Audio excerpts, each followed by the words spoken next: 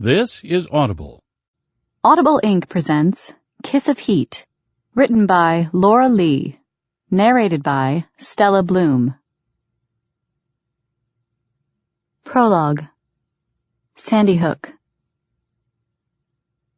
Shara stood silently in the shadows of the motel, watching carefully, her eyes narrowed as the 9 men parted company and went to their respective rooms. They were furious, but one was coldly dangerous. She had watched them at the airport after dropping Doc off at the safe house, then followed them to Sandy Hook and watched as they checked in. Kane didn't remind her of Marinus in any way. He was darker-haired, the color nearly black, with intense, cold blue eyes.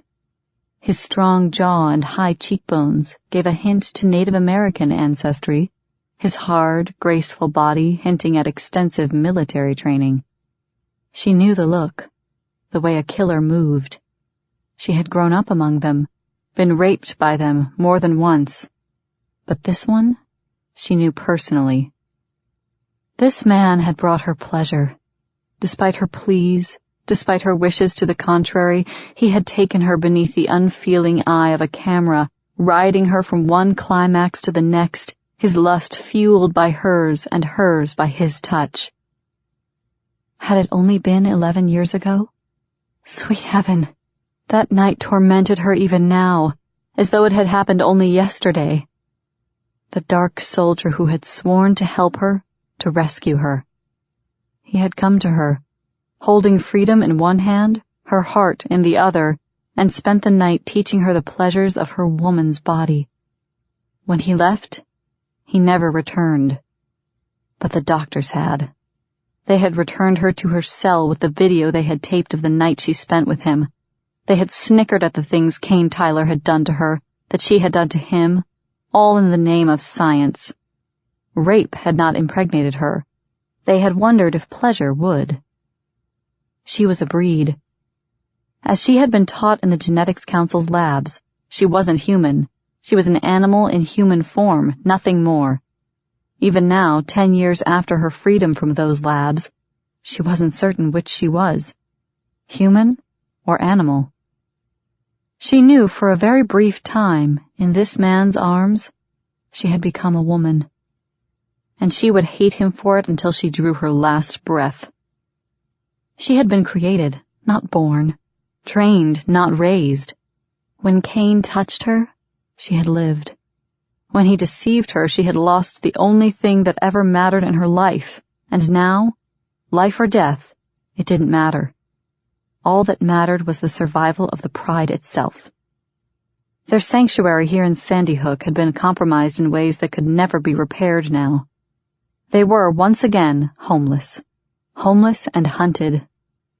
Her hands clenched into fists of rage as Kane lingered outside his room, lazily finishing a cigarette he had lit moments earlier.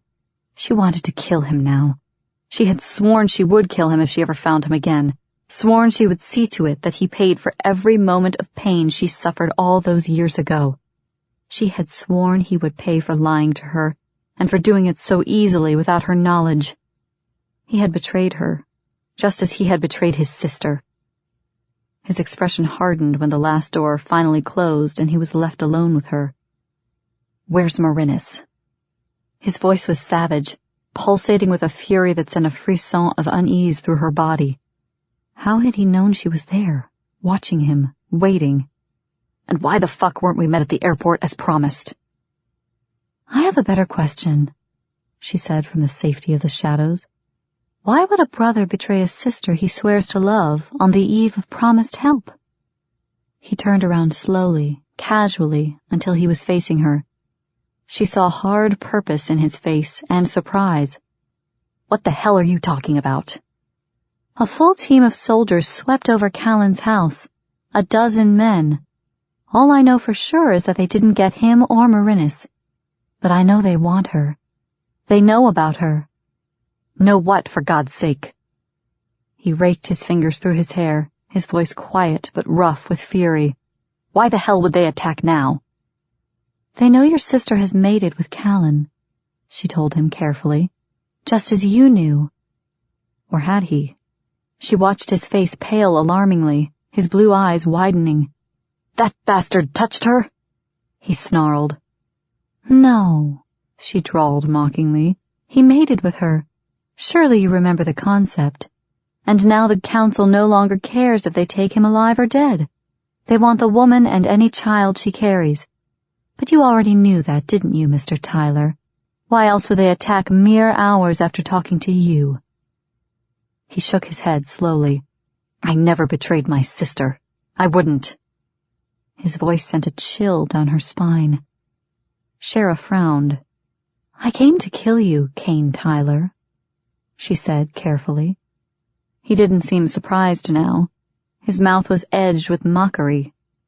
"Perhaps you could delay that little attempt long enough for me to save my sister's ass," he growled. "What the hell is this mating shit?" "Later," she snapped. "Now is not the time for explanations. Now is the time for you to tell me how the council learned of the mating if Marinus didn't tell you of it." And Shara was nearly certain he hadn't known. He was a liar, but in this one instance he was telling the truth. Her gifts had grown through the years, with maturity and desperation. She could now smell a lie as others could diseased trash. "Who are you?" His voice sizzled. "And you're going to have to be a little more forthcoming than you have been, woman. I can't help Marinus or Callan with so little information." Taking a deep breath, Shara stepped from the shadows. She watched his eyes widen, saw the suspicion turn to knowledge. "You aren't dead," he whispered, blinking, as though trying to assure himself she was there. His expression went slack with shock, his eyes gleaming beneath the low lights with at first something resembling hope, then with fury.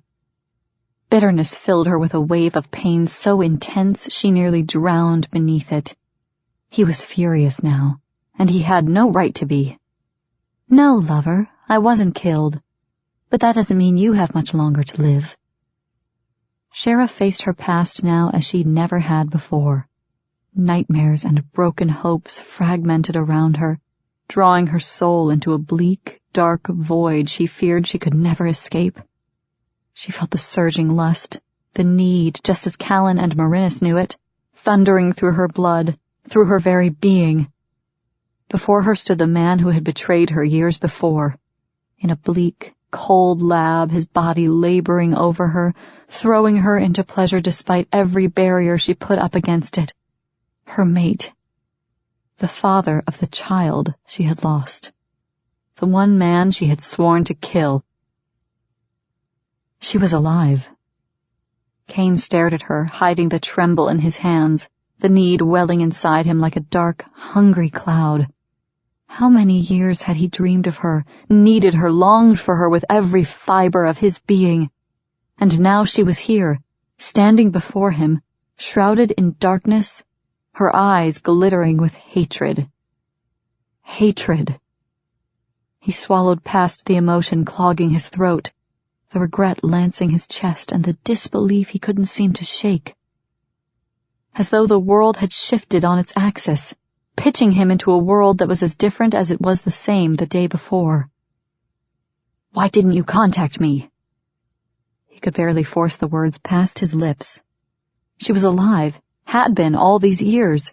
He had suffered through hell, ached until he swore his soul was a raw, open wound, and all this time she had been alive. She sneered, a cold curve to her lips that twisted in his soul as he watched her. Fingers as slender and graceful as life itself reached beside her to pluck a delicate white blossom from the thick bush at her side. They tore at the petals, ripping them casually from their delicate mooring and leaving them to drift in wounded splendor to the ground. Staring at her was tearing his soul to pieces. Realizing she had been alive all this time, free, and she hadn't contacted him, hadn't even bothered to let him know, was destroying the last thread of sanity he thought he had held on to all these years. "God damn you!" he snarled, fury surging inside him, so hot, so deep it blistered the open wounds her death had left years ago. "All these fucking years and not even a goddamned phone call, Shara? Nothing?" He had to clench his fingers into fists to keep from jerking her to him. to hold back the lust and burning rage filling his mind. He was literally seeing red. The haze at the edge of his vision rippled and burned, turning the soft fall of the hotel lights into a bloody aura. Her gaze flickered over him, cold, unemotional, filled with victorious triumph. And I would have done that, why? She bared her teeth, her hatred crisp, clear, lining the beauty of her expression with remorseless hatred. He fell back a step, feeling the blow to the pit of his soul. He had bled for her, had nearly died for her, for this, her hatred. No reason. His voice was hoarse, and he hated her for that, hated the emotion tearing his heart to pieces as she watched him with the glimmer of amusement in her eyes. No reason at all. Marinus was all that mattered now, his sister and the man who held her. Where's my sister? She's safe. She shrugged again. That's all you need to know. He moved before she could blink. He had known his only edge would be whatever surprise he could gain. He took the advantage fiercely. His hands caught her wrists, twisting them quickly behind her back, holding them in a steel-hard grip as he pushed her roughly against the side of the motel. Wrong, he snarled. That is not all I need to know, nor is it all you will tell me. By God, I nearly died for you and your fucking pride once, but I'll be damned if Marinus will be hurt any further. His free hand gripped the long, silken hair, his fingertips transmitting the sensation of cool, perfect pleasure to his brain even as he fought it. Her body pressed against him, still, unyielding as her eyes widened in shock. You're crazy, she snapped. No more games, Kane. You betrayed us all. He wanted to shake her, wanted to howl in misery. You believe what the hell you want to now, Shara. I really don't give a fuck. But you will tell me what the hell is going on, and you will do it now, or so help me God, I'll make you wish you had. Hunger ambushed him. His cock swelled to painful, immediate erection. His mouth watered for the taste of her. The scent of her body made him sweat, made his balls draw up in lust. 11 fucking years. 11 years without her, craving her taste, her touch. For what? For fucking nothing. You will tell me. He pressed his cock into her lower belly, watched her pale, watched the fear that flickered in the shadows of her eyes as his heart twisted in misery. Or I'll show you, lover, the bastard you believe I can be. Only Marinus mattered. For now. Chapter 1. 5 months later. Afternoon, kitty. Kane's deliberate drawl as Shara entered the kitchen, prepared for the weekly meeting Callan insisted on, had the hair on the back of her neck rising in instant defense. That drawl never indicated a pleasant conversation where Kane was involved. It wasn't as if any conversation she had with him was ever pleasant. He insisted on provoking her at every opportunity, and generally did his level best to see just how angry he could make her. His blue eyes were cool, calculating, watching her with an amused mockery that made her ache to scratch them out. That need was in direct conflict with the overpowering urge to fuck him silly. She was in heat. She hated it, but had no choice except to admit to it. After 11 long years of pain and fear, she now knew why her body turned traitor on her, beginning with an overwhelming arousal and ending with a bleak, almost agonizing pain before slowly diminishing. For 1 month of each year, she had been going into heat, and she had suffered because her mate had already taken her, had already programmed her body to accept no other touch but his. If he had been a breed, she could have understood it. Marinus and Ronnie had been marked by their mates, their bodies conditioned by the hormonal fluids that eased from the swollen glands just under the men's tongues. But Shara knew that on the single night she had spent with Kane, her own hormonal glands hadn't been active, and she sure as hell hadn't made the mistake of kissing him since he had barged back into her life, not since learning the signs of the mating heat and knowing beyond a shadow of a doubt that Kane was her mate. He was leaning negligently against the kitchen counter, cup in hand, his tall, leanly muscled body relaxed and tempting. His jeans bulged between his thighs. She swallowed, dragging her gaze away from him. He was hard and ready to fuck, and only God knew just how badly she wanted him to come into her, strong and thick, his cock surging up her wet pussy until she screamed. She almost shivered at the thought as heat rushed over her, through her. "Oh, now there's something interesting." His amused voice was pitched low as he obviously caught the betraying color. "What's the blush for, kitten? Getting overheated?" Turning from him, she pretended nonchalance as she laid the files on the table in preparation for the rest of the pride's arrival. "Kane, you're starting to irritate me," she told him coolly without turning back. "The cute little remarks are getting on my nerves. Keep it up and I'll show you how a feline really fights." He grunted, the sound filled with sarcasm. "Be nice, Shara, or I'll sick our little angel on you. She'll bite you, remember?" Cassie had actually growled at her the day before when Shara had snapped at Kane over something he said. The little girl was amazingly protective of him. Shara glanced back at Kane as she shook her head in pity. Poor Cassie. She was learning such bad habits from him. "We promised to keep her away from you," she said. Kane was not a good influence on the child. "You're going to turn her into a little monster if you keep spoiling her the way you are." He smiled with smug amusement. "Beats the little doll you and Marinus would turn her into," he retorted. "Let the kid be a kid, damn it. It's not like she's had much chance in the past 2 years. That was no more than the truth. From Dash Sinclair's reports, the little girl had lived through a nightmare of constant attacks and desperate flights as her mother fought to keep her safe. She was the first known wolf-breed child to be conceived outside a test tube, and the price on her head was astronomical. But that didn't mean Kane had to turn a perfectly sweet child into such a little tomboy. "She's a little girl, not a ruffian." Shara turned on him with a frown. "Kane, you had her in a mud fight yesterday. There is no excuse for that this late in the year." He smiled, a slow, deliberate curve of his lips as his blue eyes filled with glee. "I know. Damn, that girl has good aim, doesn't she? And it wasn't that cold. It was warm as hell and she was having a good time. That's all that was required." Kane and Cassie had both been covered in mud from head to toe. The minute Shara had stepped out the door, berating Kane for the mess, a blob of the gooey earth had spattered against the side of her head.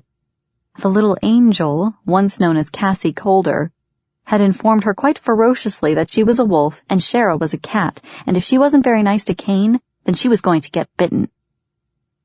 "At the rate she's going, I'm going to have to put you both on a leash," she told him heatedly. "Stop encouraging her. She's just a child." In a second, his expression went from smug laughter to intense, dark sexuality. "A leash, huh?"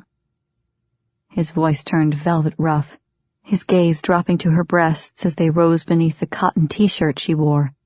She could feel her nipples hardening. "Can we include handcuffs? I have some, you know." Heat erupted between her thighs. Damn him and his teasing. He was only stoking the progression of her heat, making it harder for her to fight, and he was going to insist on making it worse. Could the day get any worse? She asked herself sarcastically. "Only if you're the one in them," she snapped back, trying to ignore the image of him chained to her bed, straining beneath her as she lowered herself on the rigid length of his erection. The vision was too tempting to allow for long. Unfortunately, her caustic words had little effect on him. Her insults rarely gained her so much as a glimmer of irritation within those dark eyes. But it did gain her the scent of hot, aroused male. She could smell his lust now, like the rush of a sudden thunderstorm slamming into her senses. His eyes glittered, his expression darkening with hunger. If she looked lower, she knew that bulge in his jeans would more closely resemble a thick steel rod eager for release. "That could be arranged," he murmured agreeably as he stepped closer, his heavy body moving with fluid grace and male power. "My room or yours?" She was going to orgasm from the sheer intensity in his voice alone. Shara felt her pussy flood with her juices, felt the hard ache of her nipples beneath the cloth of her shirt, and wanted to hiss in fury. Why couldn't life for just 1 year be kind to her? She wondered in dejection. What had she done to deserve this? Only in your dreams. She managed to drag the derisive words past her lips. He chuckled then.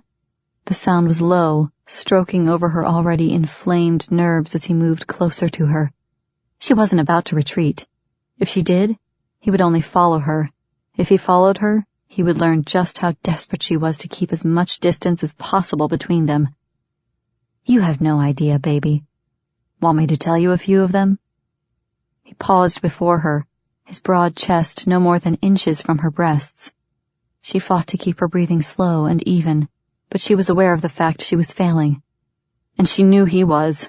His head lowered as he watched her breasts rise harder before he lifted his lashes, staring back at her suggestively. No. She shook her head, trying to turn from him. She didn't need to hear about his dreams. The temptation of his touch was too great. My favorite one. He ignored her denial as his hand moved, his knuckles running lightly up her arm, is the one where I have you stretched over my lap, turning your ass a bright, pretty red for teasing me for so long. You squirming and begging for my cock each time I spank one of those rounded little cheeks. I would be more than happy to reenact it for you, he offered, with all appearances of polite consideration. She should be outraged. Instead, Shara stared back at him with shock and fought the clench of her buttocks at the thought of his hands descending on them in such a manner. Oh yeah, she could envision that one as well. Too well. That's quite all right, Kane. She sniffed with as much dignity as she could muster amid the overwhelming hunger rippling inside her. You can just enjoy your little perversions alone. God gave man a hand and 5 fingers for a reason, you know. I know. And I know for a fact just how well I can make those fingers fit my favorite little kitty, too. Come here, purr, baby, let me show you. Dangerous. Warning. His voice was like an addictive narcotic flooding her system despite the edge of fury she could see lingering in his gaze. Cream flooded her cunt. She could feel it seeping from her vagina and slickening her labial folds with its thick essence. Keeping control wasn't easy to accomplish. Not when her tongue literally throbbed to share her pain with him and her vagina clenched in agreement. Damn him! She didn't need this right now. It would serve him right if she gave him what he kept tempting her to. The rich potency of the hormone would be a fitting punishment for the months of arousal he had put her through. Kane, Shara, no fighting today. Callan saved her from having to drag a scathing retort from her suddenly vacant mind when he walked into the kitchen, followed by his wife and the rest of the main pride. Let's get down to business and see if we can get something accomplished this time. The last several meetings had been so unproductive as to make a mockery of his determination to ensure the breeds a place in society, not as a separate species, but as human beings deserving of life. That seemed to be the current debate waging among the inner circles of more than one government body. Okay, what do we have? Callan asked as they all sat down. Shara, did you get those estimates? Everything. She pushed one of the files to her pride brother. Farside does excellent construction work, Callan. I've researched every angle and they look like our best bet. I disagree. Kane did no more than she expected as he took his seat as well. He disagreed with everything she said lately. It would require too many unknowns on the property at once and create a risk we don't need. That makes them more than untrustworthy. It makes them a hazard. Shara gritted her teeth for long seconds before she turned to him with a snarl. Farside Construction is one of the most respected construction firms in the nation. Their buildings have very high ratings for workmanship, they don't hire subcontractors, and they make certain the work is of excellent quality from start to finish. Saying they are untrustworthy could be considered libelous, Kane. Shara snapped.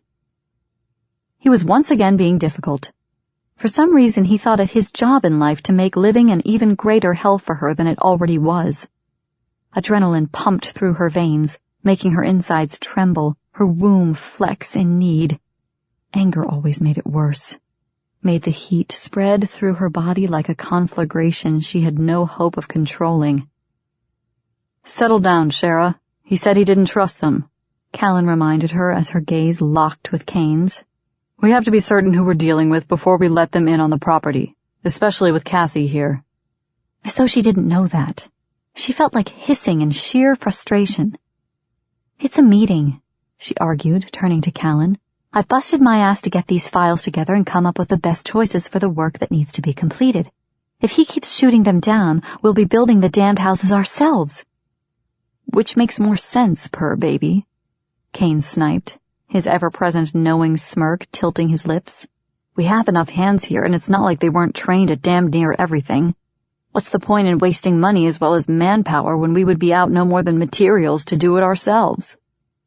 Irritation was beginning to thicken Kane's voice, as though he was growing tired of the ever-present battle between them.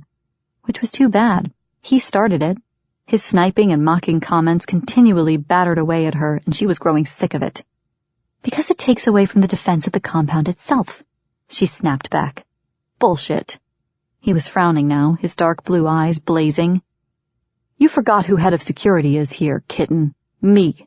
I know exactly what it takes to defend this compound, and it doesn't nearly take 200 breeds at any given time to do so. Let your people do the work. It will build a sense of responsibility as well as pride in the home they've taken. You seem to forget the fact that most of these men and women you're talking about need a chance to rest and recuperate, not work their asses off all day. She planted her hands on the table, snarling back at him as she thought of the dull-eyed men and women who had been rescued from various labs over the past months.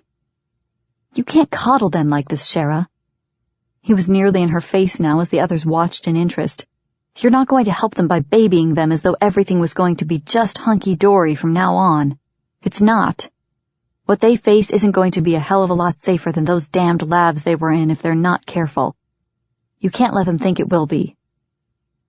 Shara could feel the blood suddenly pumping through her veins, her loins heating, her breasts tingling in response to the confrontation between them now. A sharp kick of arousal tightened her womb, nearly taking her breath as adrenaline surged through her bloodstream. There was nothing so arousing as a fight with this man. She normally avoided it at all costs, but today, frustration was like a rabid animal eating at her self-control. She was sick of his sniping, sick of biting her tongue and keeping her mouth shut rather than pushing them both into something she feared she would regret. I'll be damned if I'll use them like slave labor as you suggest, Shara sneered back at him. This isn't the Middle Ages, and you aren't some petty dictator being allowed to take over. Kane sat back in his chair, his eyes narrowing in anger as he watched her. She could feel his intent gaze, like a caress over her face, assessing her response. Seeing too much. He did that a lot, watching her like a damned bug under a microscope whenever they were in the same room together. So pay them a wage, he finally drawled mockingly. No one suggested they do it for free. You're still going to come out ahead without the added danger that allowing others into the compound will bring. Enough, Shara. Callan overrode the furious words getting ready to spew from her lips. She wanted to tear into Kane with a desperation that had her fingers curling into claws against the table. You both have a good argument, but we have to come to a decision tonight. Good luck. Kane grunted sarcastically as he watched her. Kitten here seems more determined to see us all dead at the moment than to have houses built. Shara felt a bead of sweat forming on her brow as he smirked at her. His eyes were dark, intent, watching her closely. She could feel him pushing her, knew he was, and was helpless against the urge to fight back. She had to fight back, had to show him she wasn't weak, she wasn't timid. On the heels of that thought came the knowledge that her heat was what was actually pushing her. Instinct, to prove to him she was strong enough to take him, strong enough to fight by his side and challenge his strength, and the need to do so was becoming stronger. Daily she could feel her own aggression surging in her body, and it terrified her. He's irrational, Callan. She fought to sit back and relax as she glanced at the head of the table where Callan watched them both with a frown. The man is so damned paranoid you'll be out there pounding nails instead of making decisions for the pride soon. Give it a break, Shara. Kane's voice was filled with impatience. I need Callan to look after Marinus. You can't seem to keep her out of trouble. Shara turned back to him, incredulous at the accusation. Suddenly she had gone from coddling the exhausted breeds to being unable to protect Marinus. Me? She snarled, gripping the table in fury. I wasn't the one who took her out on the motorcycle the other day. That was you. All I did was help her clean the stupid closet out. She almost fell on her head, damn it. I told you to keep that woman out of closed spaces. She's a hazard in them, didn't you pay attention? I am not your sister's keeper, she yelled. How am I supposed to make sense of the crazy things she wants to do? She's your damned sister. She was on her feet now, her finger pointing across the table in accusation as she faced him. She was sick of playing babysitter to an 8-year-old who knew more than she should, as well as a woman who didn't seem to know how to move her feet in a closet. Well, hell, excuse me. I thought you two should have enough in common to at least be able to walk and talk at the same damn time together, he drawled mockingly. You should take lessons from her, Shara. Being in heat the way you are, you should have the sense to at least pay attention when she messes up. You might want to learn from it. She felt the blood drain from her face. Reality became limited to the dark, knowing depths of his eyes and the challenge sparkling there. You're insane. She tried to find the fury of moments before, but could barely manage to breathe past the shock instead. He laughed, though the sound was mocking, filled with anger as he came to his feet and faced her with a tight smile. Am I? He said. Or do you think you can hide something else from me? Sorry, baby, I'm not nearly as stupid as you seem to think I am. And you want to know what else I'm aware of? He leaned closer, his hands flattening on the table as he came almost nose to nose with her. Her senses were filled with the scent of him, the smell of hot, furious male wrapped around her, nearly strangling her with hunger. What do you think you know? She tried to snarl back, but her voice was weak, wary. Now she understood the warning glimmer of anger that had burned in his eyes when she first entered the kitchen. Cain was flat pissed, and that was not a good thing. What I know, he said with brutal clarity, is that you're in heat, Shara, and I know who your mate is. I know because it's me. He straightened then, staring back at her, seeming angrier at the knowledge than anything else. Just like I know about the baby, the sterilization, and your fucking stubbornness for the last few months. I know it all, and I'll be damned if you'll get away with any of it for even one day longer. Chapter 2. You could have heard a pin drop was so cliched, but it was the first thing that hit Shara's mind seconds after Cain's furious announcement. She stood face to face with him, watching the muscle tick in his jaw, the flames that blazed in his eyes, and listened to the complete silence of the room. There were 6 others there besides them, shocked, silent, watching her complete humiliation and stunned surprise. Breathing harshly, she faced the man who had ripped her heart from her chest so many years ago, the man she had sworn to kill, only to learn her brother had nearly done the deed for her. She pulled her strength around her quickly, pride and pain and the determination that had helped her survive the years. Her head rose until she could stare back at him regally, making certain her expression was one of arrogant unconcern. Evidently I didn't feel it was any of your business, Cain, she said shortly, pushing the words past her lips as she watched his anger grow. Had I felt you needed to know any part of it, I would have informed you myself. She glanced meaningfully at Marinus before her gaze returned to Cain.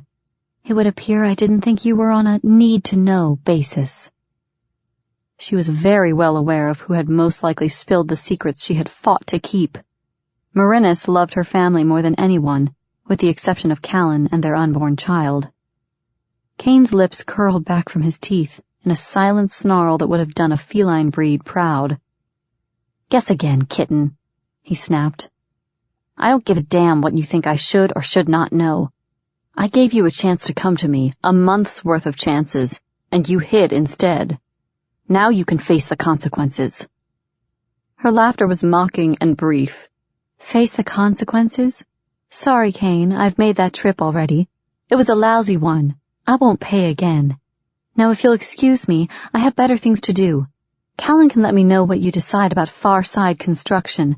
I really don't give a damn how you handle it. Walk away from me and you'll regret it.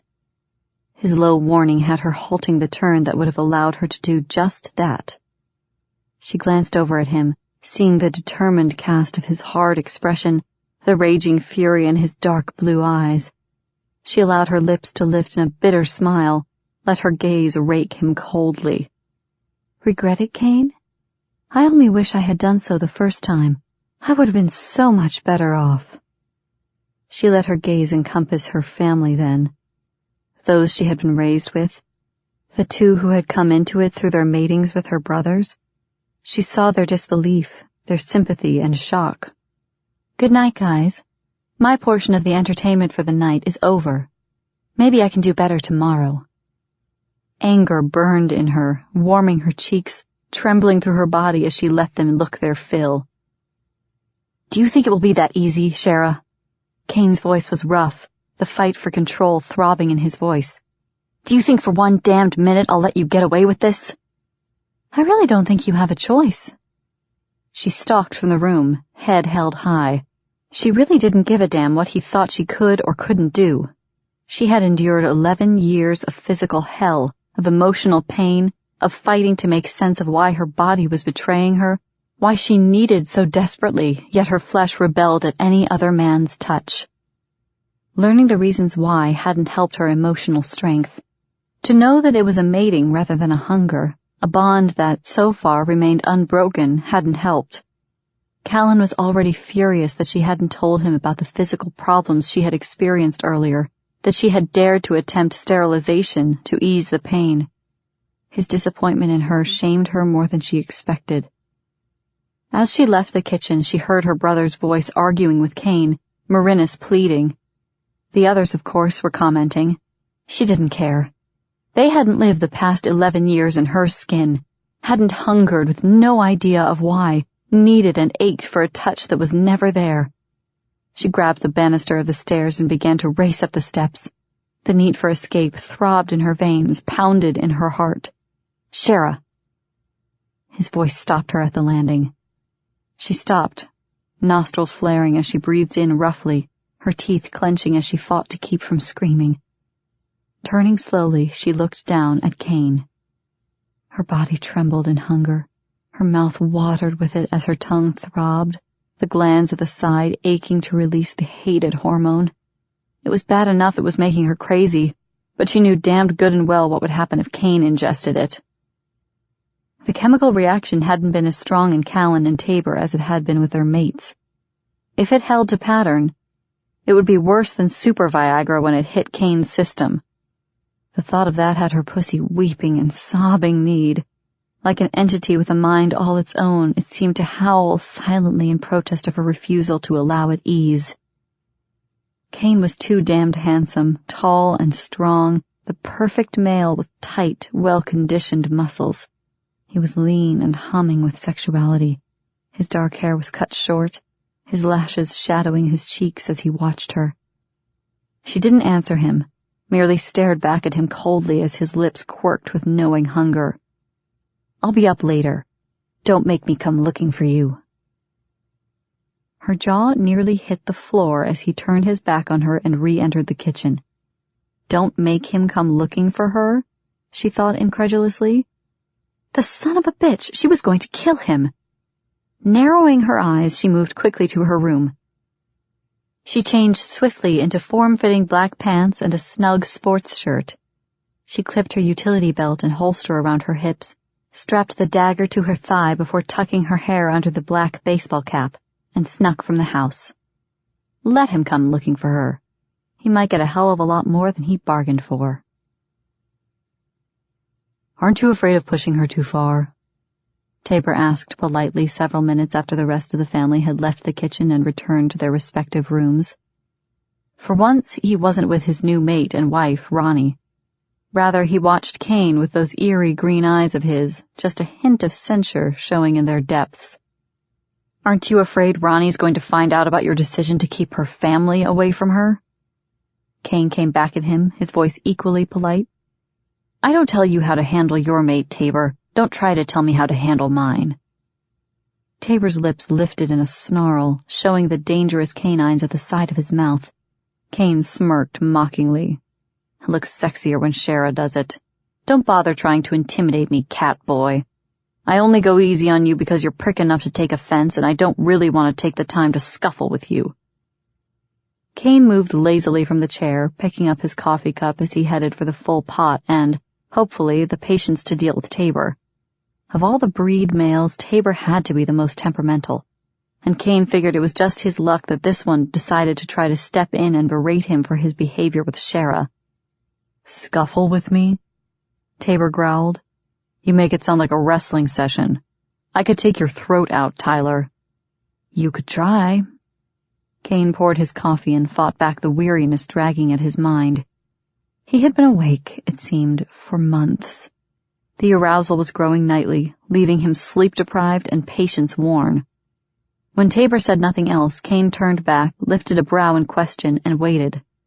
The breed males could be unpredictable on the best of days, and though they did an admirable job of not resorting to violence, he was aware the potential was there.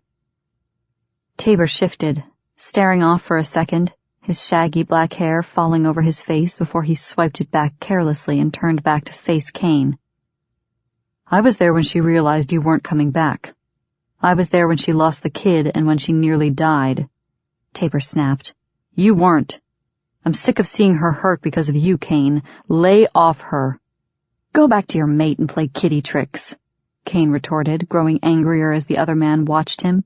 "Do you think I can't imagine the hell she went through, you purring bag of mismatched genetics? Do you think there's a chance in hell I'm going to let her continue to torture the hell out of both of us because of her damned stubborn pride? Get a clue, Williams. Not any longer." Tabor's body shifted dangerously, his eyes glittering with jade-colored fury as a growl rumbled in his chest. "You're a smart-mouthed bastard, Tyler. Count yourself lucky you're Callan's brother-in-law and Shara's mate, or I'd kill you for that." Kane snorted.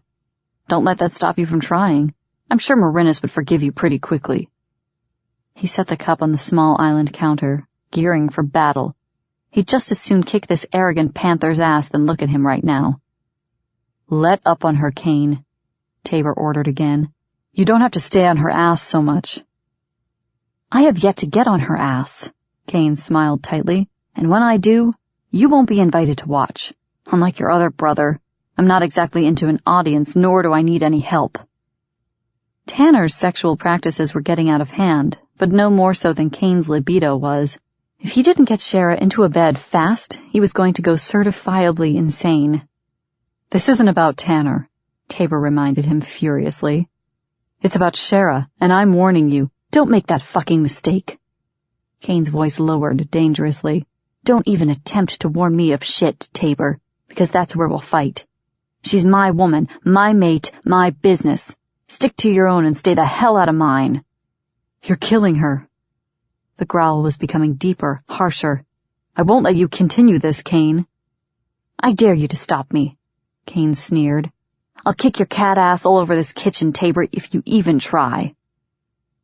"All right, children, break it the hell up."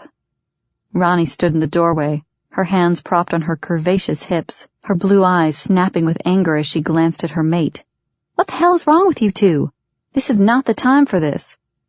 "Ronnie, this doesn't concern you," Tabor warned softly as Kane shook his head, his hand rising until he could pinch the bridge of his nose irritably. "Lord save me," he muttered. "Is the moon phase in the wrong fucking place or something? Some kind of weird feline male PMS?" he asked Tabor confrontationally. "Man, mating has not chilled your ass out any." He was pushing the other man, and Kane knew it. He knew it and refused to back down from it. He was sick of the growling, the snarling, and the resentful looks he was given, more often than not, from the other man. "Tabor!" Ronnie was nearly screaming as she grabbed her mate's arm a second before he jumped for Kane. Kane let a slow, cold smile shape his lips. "Let him go, Ronnie. I'll deliver his pelt later." "Damn you, Kane, shut the hell up!" Ronnie yelled as Callan, Merk, Tanner, and several others rushed through the other side of the kitchen, coming to a surprised stop at the scene that awaited them. "What the hell is going on here?" Callan asked softly, his voice rumbling, his amber gaze less than pleased. "Hey, Garfield, your brother here figures he can order me back from my mate since he's a happy little purr boy with his own. Perhaps you should advise him otherwise." Kane leaned his hip against the island counter, though he watched the furious panther carefully. "I simply let him know he could kiss my damned ass to hell and back, Because it's not going to fucking happen. He directed his less than polite comments to the growling panther in question. Ronnie had placed her body in front of her mate's, a death grip on his arms now. Callan, do something. She turned to the pride leader at her mate's low order to release him immediately. Kane watched his brother-in-law from the corner of his eye, saw the strain in the other man's face, the indecision. Tanner shook his head and mumbled something beneath his breath that had Callan glancing at him sharply. Kane, let it go, he finally said, meaningfully. Just walk away, man, for all of us. There was weary resignation in Callan's voice, a sense of sadness that had Kane's own instincts kicking into overdrive. Why? Kane asked him softly. I won't let her go, Callan, any more than you'll ever let Marinus go. Callan didn't destroy Marinus. Tabor fumed with primal fury. I won't watch you rip her apart again, Kane. Get the hell out of here and off the compound until this eases for her. Now, before they have to carry you out. Kane bared his own teeth now. You better hold him tight, Ronnie, he told her softly, because I just may have to teach your little kitty some manners. Kane couldn't understand his own sense of rage any more than he understood Tabor's, but it was impossible to miss the murder in the man's eyes when he set his wife aside and rushed him. Pivoting, Kane moved immediately to meet him when the others jumped between them. Tanner and Merc grabbed Tabor, restraining him as Ronnie's voice raised in alarm and Callan stepped in front of Kane. Enough. There was no anger in Callan's voice, no resentment. He watched Kane compassionately instead. Bloodshed won't fix this, Kane. Fighting won't fix it. She's mine, Kane snapped. And for this reason I've stood aside, just as Tanner and Dawn have stood aside as we've watched Shara suffer since you've come here, he said just quietly. For Tabor, the battle is harder. You see, it was Tabor who found her lying in her own blood as she miscarried. It was Tabor who heard her tears, what may have been her dying words had he not acted as quickly as he did. It was Tabor, Kane, that she begged to allow her to die because she could not face life without you or your child. And it was Tabor who swore vengeance for her. You can't erase 11 years of pain, fury, and hatred merely because it was a misunderstanding. Kane stared at him in shock before his eyes swung to the piercing, furious gaze Tabor had leveled on him. His hands clenched and unclenched, his jaw bunching with his own agony. I love her, he said, his voice tight, his chest aching with this new information given him. I always loved her, and your threats won't change that. Neither will your hatred. Just as it won't change the fact that I'm not leaving and I'm not letting up. Every damned one of you might as well get used to that. He stomped from the room, his own anger, his pain, overwhelming. His need to watch Shara, to just know she did indeed still live, driving him, pushing him, destroying him. Chapter 3. Escape was her only alternative. Shara knew that staying in the house that evening would mean only one thing, an eventual confrontation with Kane that she had no hope of winning, and losing at this point wasn't an option. Dressed in the dark, form-fitting assault gear worn on patrol, she made her way through the compound to one of the few single houses that had been set up over the months. Tanner and Cabal had taken the small house themselves after Marinus happened to catch them involved in one of their favorite games. In the living room of the main house, no less. On the expensive couch Marinus had chosen herself for the room, the two men had been eagerly convincing one laughing, highly amused breed female to join them in play.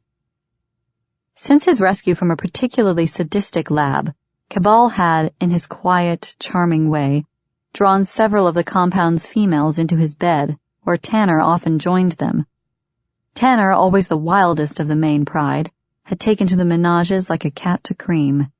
He and Cabal seemed almost an extension of the other as they charmed the young women into their bed. For a while, Shara had actually worried that her adoptive brother and Cabal were far closer than what she considered necessary. Learning the truth hadn't been any easier to take. They didn't have a liking for each other so much as they simply enjoyed making everyone crazy. Sharing their women, convincing them to take on 2 Bengal breeds rather than 1, and immersing themselves into sexual exploits had become so frequent that Callan had finally ordered them from the main house, to which Tanner had merely laughed, and taken the newly built house instead. As she neared the house, she cocked her head, listening carefully for sexual activity. Not hearing anything, she gripped the doorknob, stepped in, and stopped, in shock. "Do you have a problem with bedrooms?" she asked, spying the mattress on the floor and the trio still presently joined in the center of it. The female breed was either sleeping or unconscious, who knew, sandwiched between Cabal and Tanner, one leg lifted over Cabal's, who rested at her back, his cock embedded in her rear, as Tanner eased slowly from her drenched, bare pussy. "Do you have a problem with knocking?" He ran a hand over his sweat-dampened chest as he collapsed on his back, breathing roughly. His poet's face, dark and arrogant, was relaxed with sexual fulfillment, his long black hair, striped with natural gold highlights falling to his shoulders and framing the masculine perfection maturity was bringing to his face. On the other side, Cabal eased slowly from their partner, grunting at the obvious tight grip around his softening erection before he too lay back, relaxed, replete. His hair was gold with deep, midnight black streaks running through it, as striped as Tanner's was. It was like looking at 2 halves of one person. Their features and body build were nearly exact, their deep voices amazingly similar. Shara often wondered if they didn't share blood as well as women. She stared at the woman, now curled on her side as Tanner flipped the sheet over her nudity. He might ride them to exhaustion, relish them to their last orgasm, but he was highly protective of them. "So, lock the door or something?" she snapped, moving into the room to close the door from prying eyes. "Callan is going to kick your ass if he finds out you're fucking his guards again, Tanner. And if I'm not mistaken, your little cat there is presently assigned to house detail." He cocked one eye open, a charming, knowing little smile tilting his lips. "Who's going to tell on me?" She frowned, fighting to keep the amusement from her gaze. "Keep disregarding orders and I will," she warned him, her voice hard, though she knew it would never happen. Tanner had enough fun for all of them. He often reminded her what they were all fighting for with his laughter alone. He was cheerful, optimistic, and always found a way to enjoy life. Cabal was quieter, more introspective, but always at Tanner's side no matter the prank or sexual exploit they were pulling. "No, you won't." Only Cabal would dare to call her on it, just as he did as he rose from the mattress, unashamedly nude as he moved to the kitchen. "Want a beer?" "No," she snapped, admiring the flex of his ass as he walked. She couldn't admire Tanner's ass, hell, he was almost a brother to her. But Cabal knew how to walk, and she didn't mind looking. She might very well love Cain till her last breath, but that didn't mean she was blind, and a woman would have to be blind not to notice that fine piece of ass flexing in front of her eyes. "Cain will kick his ass if you keep watching it like that, sis." Tanner chuckled as he moved to his feet and pulled on a wrinkled pair of boxer shorts before flopping back on the couch. "That wouldn't be fair to him." Shara grinned unashamedly as Cabal walked back into the room. "She's staring at my ass again?" He tossed Tanner a long-necked bottle before twisting the cap off his own and flashing her a wicked smile. "Shame on you, Shara." "Whatever." She crossed her arms over her breasts, frowning at both of them as they watched her in amusement. "I need a favor." "Uh-oh, now we're in trouble," Tanner sighed. "Oh, shut up," she grumped. "I just need you to find a way to keep Cain busy tonight. He's insisting on pulling me back to the house, and I don't need a confrontation with him right now, Tanner." "No, you need to be fucked," Cabal interjected, his gold eyes watching her soberly. "Stop running from him and you wouldn't have to ask for favors." "I'm going to kick your ass if you don't shut up," Shara snarled back at him. "I didn't ask for advice, I asked for help. Yes or no?" "No." Cabal frowned right back at her. "Yes." Tanner flashed her a smile and a wink as Cabal growled in irritability. "Dumb move, Tanner." He lifted his beer to his lips, tilting his head to drink deeply before sitting the bottle on an end table. He bent, pulling a pair of jeans from the pile of clothes on the floor and pulling them over muscular, well-developed, incredibly gorgeous legs. Only Kane's legs looked better, but, she reminded herself again, she wasn't blind. Let her have her fun for now. Tanner shrugged. Kane will take care of the situation eventually. I have faith in him. Unfortunately, Shara suspected he was right. Just keep him busy, she sighed, ignoring the byplay.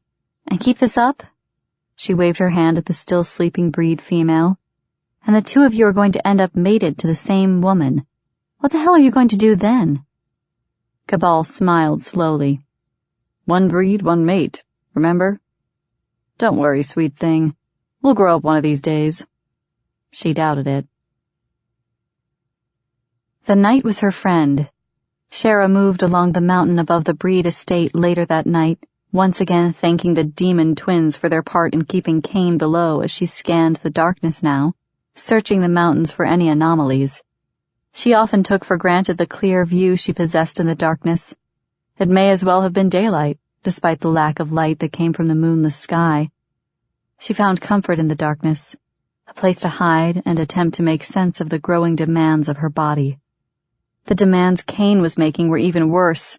She fought the growing awareness inside her on a daily basis, fought her need to touch him, not in hunger or in lust, but just to assure herself he was there, that he lived, that he breathed. She fought it to the point that she feared even the lightest contact between them, because it was growing harder by the day to deny the fragile bond between them she could feel forming within her soul. The cold was more than welcome now. The crisp, sharp edge of the temperature helped to clear her head, to hold on to her defenses. She could endure the temperatures better than the rest of her family could. Though she didn't have the pelt that the snow leopard possessed, she did have a tolerance to cold weather that the other breeds didn't. The heat surging inside her could have had a lot to do with it, though. The mating heat was worse than she had ever known it to be, as though Kane's presence had somehow stoked the fires hotter inside her. Her tongue was swollen now, the glands at the sides engorged, pulsing with the need to release the rich hormone contained within them. It shocked her, the knowledge that she was displaying some of the characteristics that the males were showing. Her mate wasn't a breed. The aphrodisiacal hormone would drive his sexuality higher, as it would hers. She closed her eyes at the thought. Doc Martin had warned her it would be like pumping Kane full of aphrodisiacs, making certain he was able to perform often enough to ensure conception. The thought of Kane with a perpetual hard-on was more than she could cope with. Hell, he kept one now for the most part. Every time she saw him, his eyes glistened with arousal and the bulge in his pants seemed to get bigger, tempting her. Oh, Lord, how he tempted her. She licked her lips as she worked her way along the mountain. She remembered clearly the steely hardness that rose from between his thighs, the shape and length, the thickness of the flesh, the feel of him. She wanted to groan in need at the remembered taste of his cum pulsing across her tongue and down her throat, or the feel of him thrusting between her thighs. Her pussy wept at the thought of that one. Shara gritted her teeth and kept moving. She would be damned if she'd give in to it.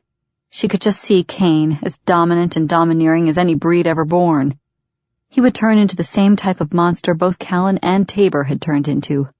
She snorted, as though she would ever survive being confined to that house amid the danger growing around them.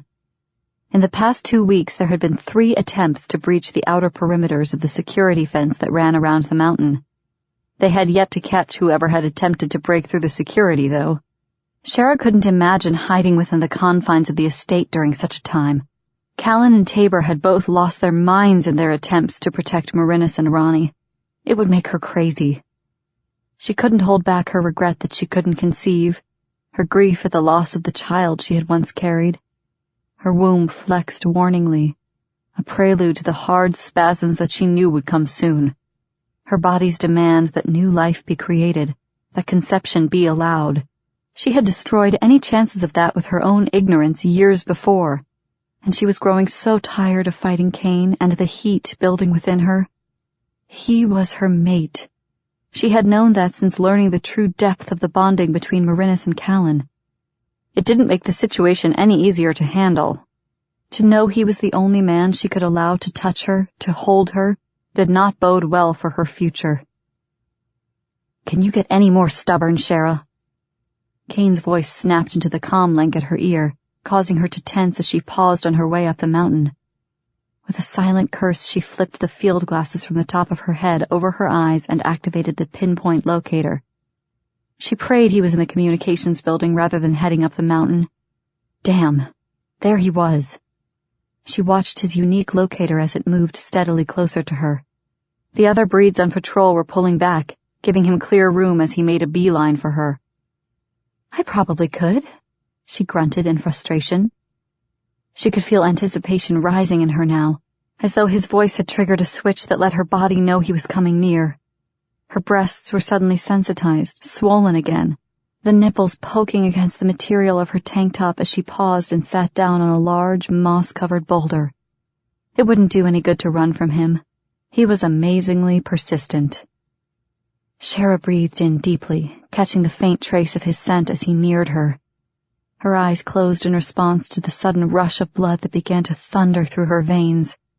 He smelled delicious, dark, and exciting, his lust lending a dangerous edge to the heated smell. He would be hard, she thought with a sigh. His cock would be pressed tight against his jeans, daring her to release it, to take him as she needed. She shook her head at the thought. Her self-control was running low. Lack of sleep and the building heat were starting to take their toll on her. Shara flipped the mic to the comm link away from her face, cutting off the others from anything she would say. The headphones were still in place, though, and she was able to keep up with the other guards as well as the communications center. She pulled the glasses off as she saw Kane's pinpoint marker coming steadily closer. He knew where she was. The small receptor pinned to the back of her jeans allowed her to be tracked easily by the computerized glasses that the breed security force wore.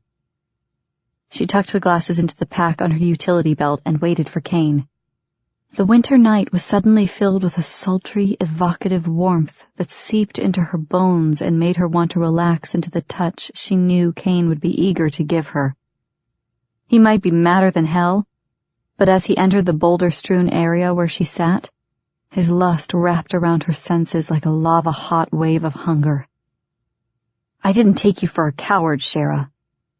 The first words out of his mouth had the hair at the back of her neck prickling in fury. She was unable to contain the low growl of anger that vibrated from her chest. "There's a difference between cowardice and indifference, Kane," she snapped as she crossed her arms over her chest, watching as he drew closer. "I'm not frightened of you in the least. Now why follow me up here? Anything you have to say could have gone through the comm." "Really?" he grunted as he stopped inches from her. "Do you really want the rest of the pride to hear me tell you just how hard I intend to paddle your ass for leaving like that? And how far I intend to have my dick buried up your slick cunt while I do so?" She would have been insulted if the sudden image that shot through her head didn't have her pussy pulsing in response instead. Pulsing? Hell, it was throbbing like a raw, open wound, begging to be filled. But that didn't mean she had to let him know that. "Oh, aren't you brave?" She lifted a brow disdainfully. She would be damned if she would go to the trouble to actually get pissed off. Like she needed the blood rushing harder to her clit, carrying the faint traces of the hormone that escaped the glands in her tongue to the rest of her body faster. "You know, Kane, I could claw your eyes out easily. I'm a feline, remember?" He grunted sarcastically. "I'll pretend to be your wolf and eat you then," he sniped. "Spread out." Her arm moved before she really put any thought into it, her hand aiming for his face. Remarkably, he caught it a second before impact. "You are out of line," she spat furiously. "I'm sick of your sniping and your veiled insults, Kane." "And I'm damned sick and tired of being tied physically and emotionally to a hellcat who doesn't have the sense to take care of herself," he snarled back. "Do you think I haven't learned just what you've gone through over the years, Shara? How bad the heat gets and the lengths you'll go to in denying it? You could have found me at any time." Rage glittered in his eyes now. The deep blue flashed with fury as his lips tightened with it. It excited her, infuriated her. "Oh yeah, I was really going to do that." She jerked her arm back, her body tingling, her heart aching from even that touch.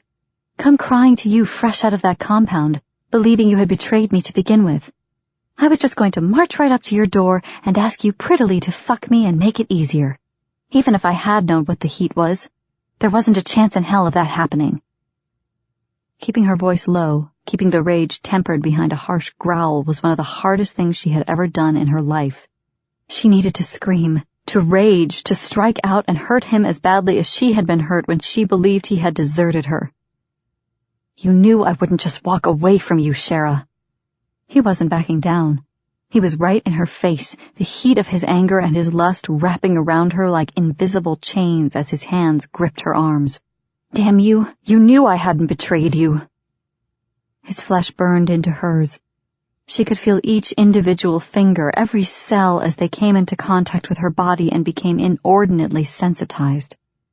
She fought to drag in enough air to clear her head, to reinforce her self-control, but all she could smell was Cain and hot male lust. Shara stared at him, drawing in the scent of him, intoxicated by the sudden, overwhelming need to touch him. She was trembling with it, she realized. He was staring down at her as though he wanted to shake her senseless. His eyes were narrowed, thick lashes shadowing his cheeks, his usually sensually full lips pressed into a thin line of anger, and she wanted his kiss. Her tongue throbbed as she strained away from him. She could taste the hormones spilling into her mouth as the engorged glands began to fill and demand the sharing. "Get away from me." She tried to pull back from him, to deny the need and the hunger sweeping through her, and the rage that lingered just under the surface. "If you had cared, you would have taken me with you as I begged you to, Cain, but you left me instead." Even she was surprised by the guttural sound of her voice, the harsh, unbidden pain that echoed in it. "God, do you think I don't hate myself for that enough, Shara?"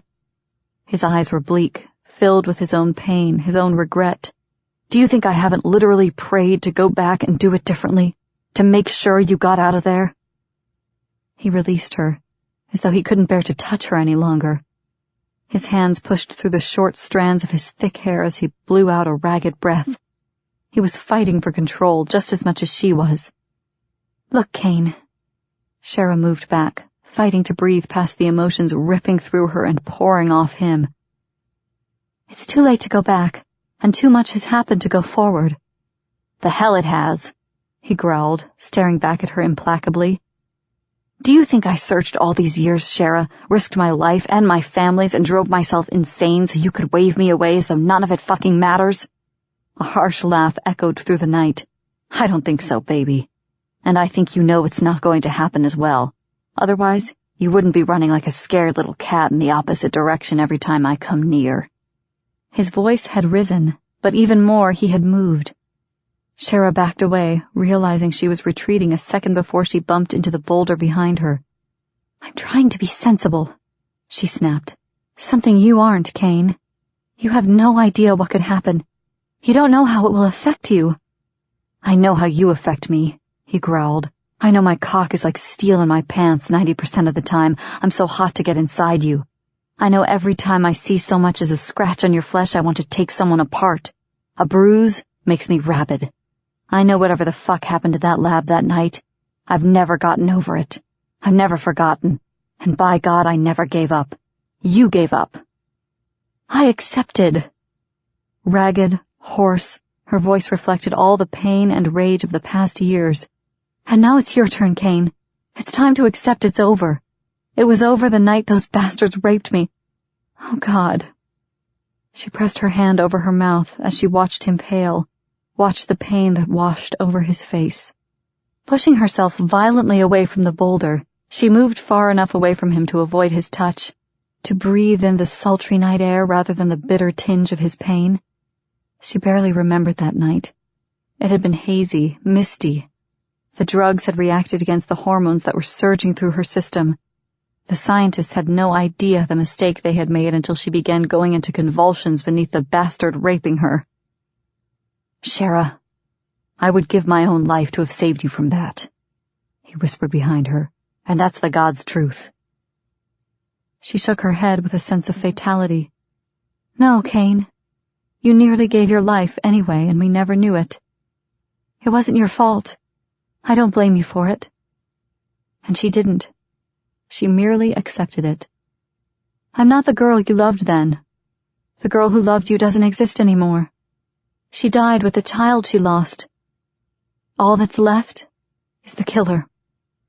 She couldn't allow anything more. I'm a breed, Kane. Nothing more, nothing less. And I'm in heat. It's physical, it's biological, and we have no idea how it could affect you. I'm not willing to risk it. She could feel him behind her as though the heat of his body were a physical caress in and of itself. Then he was touching her, his hands sliding down her arms, stealing her strength with his touch as she heard the whimper that left her lips. His touch. Her breasts were so sensitive they ached, the flesh of her arms transmitting each calloused inch of his hands directly to her straining nipples, her engorged clit. I'm a strong man, Shara, he whispered, his breath caressing her neck as she felt his head lower toward her. I've lived when I wanted to die without you. I fought for you even when I thought you were dead. Do you really think it's just biological? That any force short of death will keep me out of your body, keep me from fucking you until you're screaming for me to stop? His voice echoed with the building, blinding lust she could feel ripping her insides apart. Oh God, just once, she thought, weakening. To feel him inside her, stretching her almost painfully, fucking her with deep, hard strokes, his cock spearing inside her. Kane, please. She whispered the plea, desperation thickening her voice. I'll please you, Shara, he growled. I'll please you until you beg me to stop. I swear, here, now, wherever, however you want me. His lips touched her neck, wrenching a cry from her soul as she felt the pounding, burning need racing through her. No, she jerked from him. I won't let you do this to me again. I won't love you, Kane. A short, sarcastic laugh escaped him. You must take me for a hell of a fool, Shara. He shook his head, surprising her with the edge of amusement in the sound. You're good, baby. So good I think you may have even fooled yourself. But you haven't fooled me. Think about that. And start counting the days. Because I'll be damned if I'll let you run much longer. Chapter 4. As though she had any intention of obeying any command Kane Tyler gave, Shara thought, still more than furious later that night after joining the mountain patrols above the estate. He hadn't ordered her back to the house, not that it would have done any good, and he appeared smart enough not to try. She was thanking God he hadn't. Her body was rioting. The very fact that she now knew he was aware of the physical arousal seemed to only make it worse. Too many celibate years, that was all it was, she assured herself as she moved among the trees, aware of the soft silence of the night, the caress of it upon her senses. It reminded her of Kane. Everything reminded her of Kane. Touch me, Shara. His voice had stroked her like the softest breeze as her hand gripped his erection, causing her flesh to electrify with pleasure. He had been iron hard, hot, and thick. A cock that would have pleased even the most discriminating woman, and it had more than pleased her. She shivered, her pussy clenching at the thought of how well he had pleased her in the labs. Moving inside her, his body had been tight with the effort to control the need to rush to his own release as he drove her higher in hers. Stop, she ordered herself as she breathed out roughly. Remembering would do nothing but make her weaker, hungrier. She couldn't afford to get any hungrier. Shara, we have undeclared movement coming in east of you. Are you secure? Tamber Mason, a small, shy female lion breed, spoke over the communications link with an edge of tension as Shara stilled against the broad base of a tree. How close? Shara kept her voice low as she checked her watch. It was a little after 1, hours after having slipped away from Kane's threat. Less than a quarter mile, moving in a diagonal line along the 3 o'clock marker to your location. A slow progression on a current heading that leads them directly to the back gates of the main compound. The link clicked several times as the channel continued to update to assure security as Tamber spoke. Shara pulled her weapon easily from its holster, checking the clip quickly as she moved into a stalking position. Her body fluid, ready for whatever threat she would come across, she began to move quickly to the location. "Keep me updated on heading and distance," she murmured into the link. She pulled the night field goggles over her eyes and slid the transparent radar display into place. 2 small dots popped immediately into a small map on the peripheral of her right eye. Her own in blue, the undeclared heat source in red. She eased along the mountain, keeping low, easing through the dense underbrush and thick foliage as she headed for the intruder. Undeclared meant Tamber had checked each link taken out and locations of the breeds that were supposed to be on the mountain. There was one more pinpoint of movement than there should be, with no confirmation of the same location from the guards she had hailed before checking with Shara.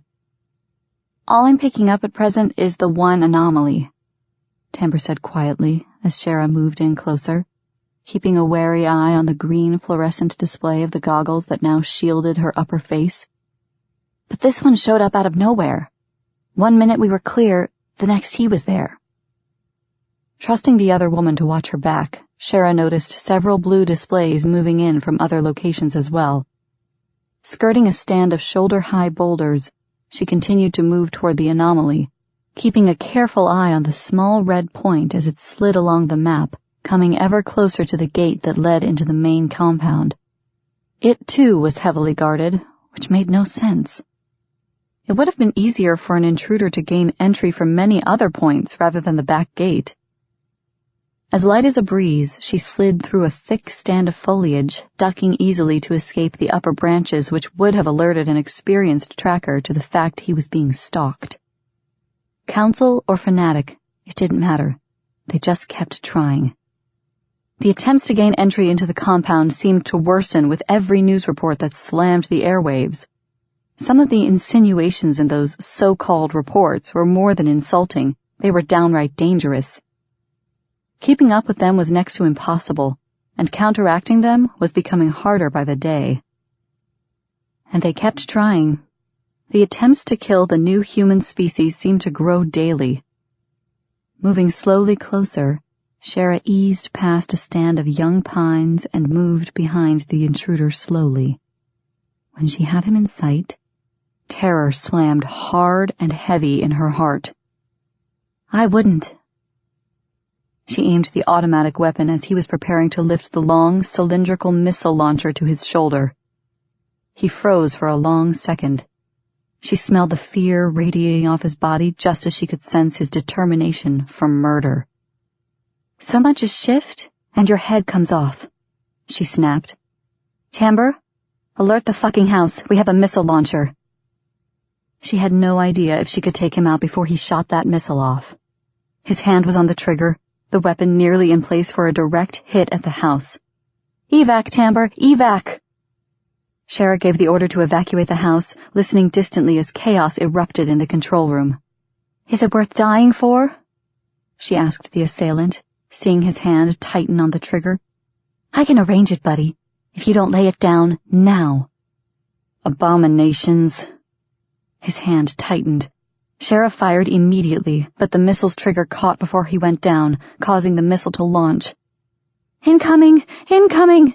she screamed. "God, clear the house out now! Now!" She knew there hadn't been time to evacuate the house, no way to get everyone to safety. She ran to the fallen man, aware he wasn't quite dead.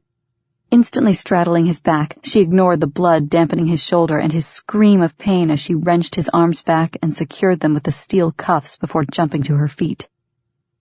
"Get that bastard!" she yelled at 2 of the men as she heard the explosion farther down the mountain. "The rest of you are with me." "Tamber, report!" she yelled into the link as she raced down the mountain. "God damn it, report!" She could hear screaming in the background as orders were relayed, but no Tamber.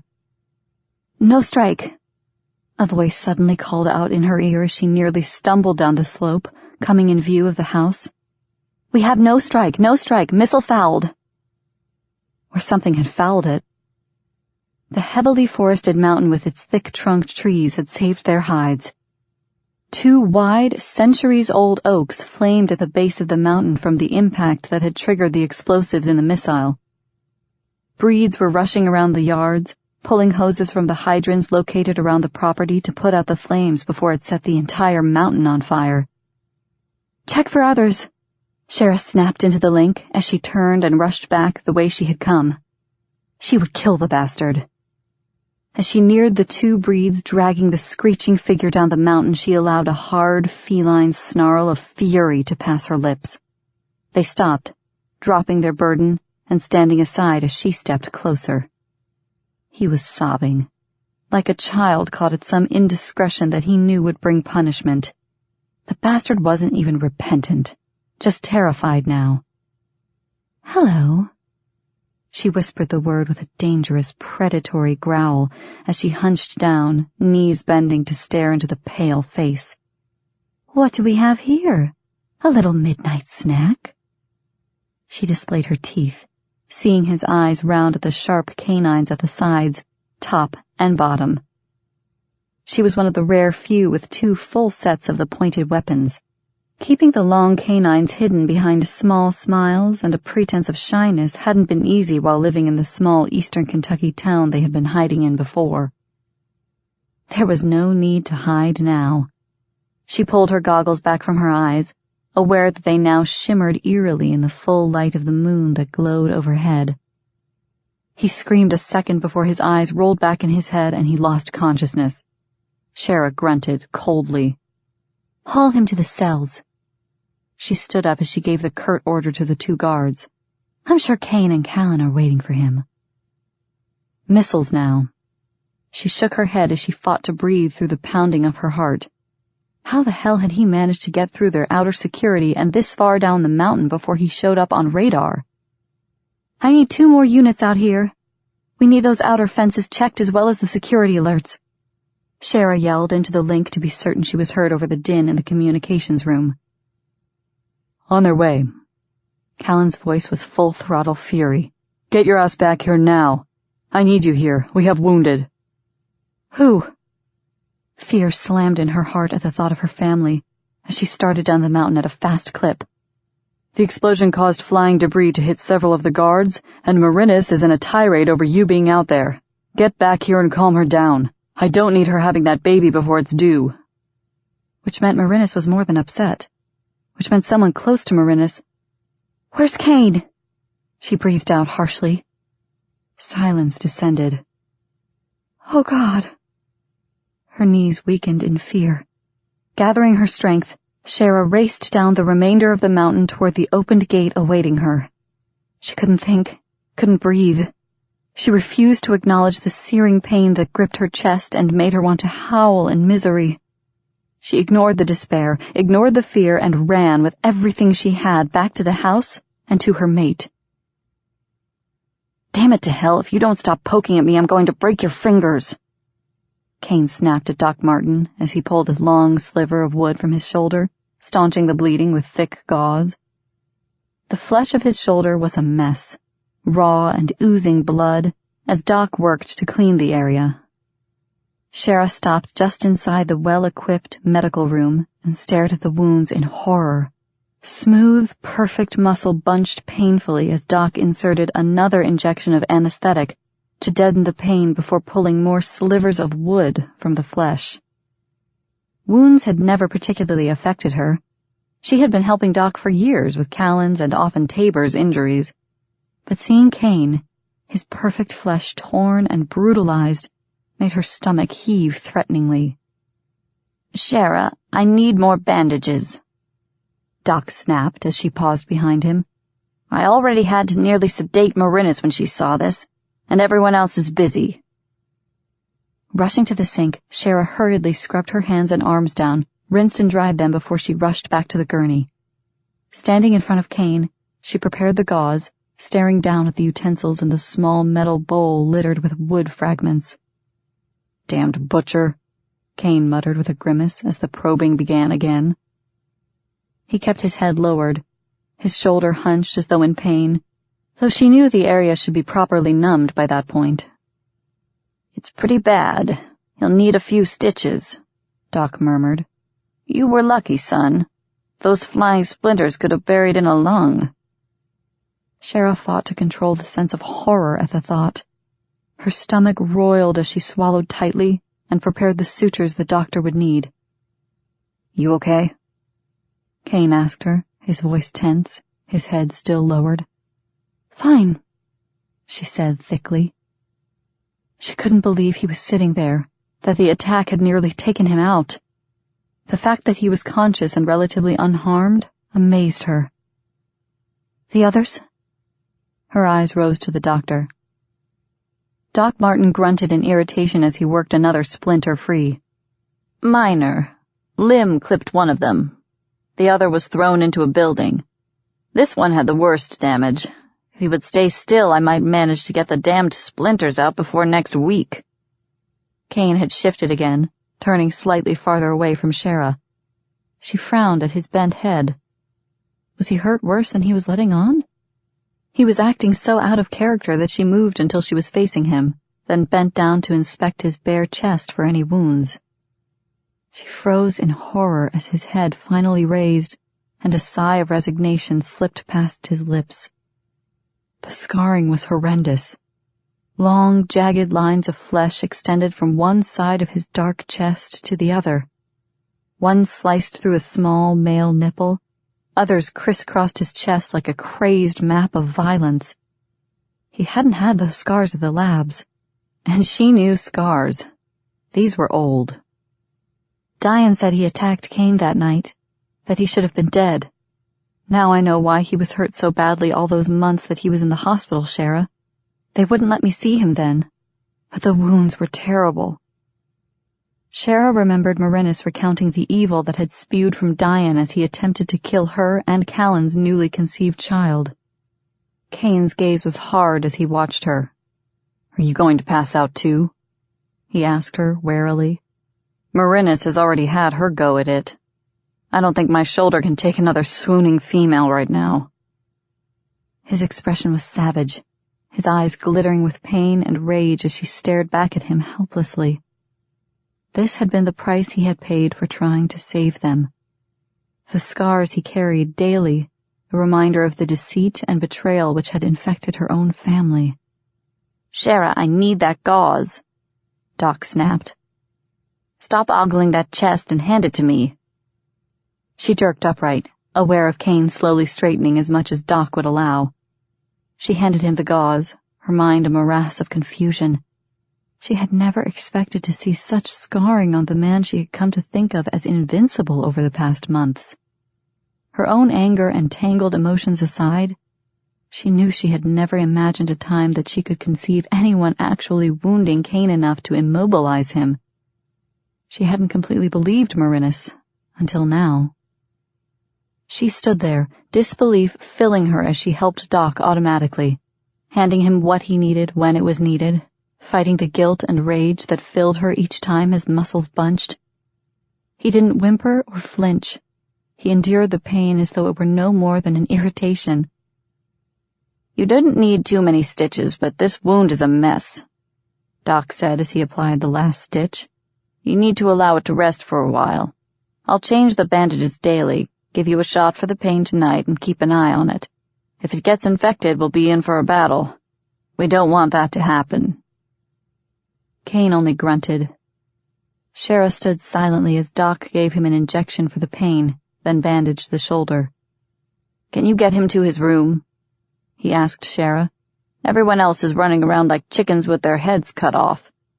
They'll let him get back in the fray rather than putting him to bed where he should be when this shot takes effect."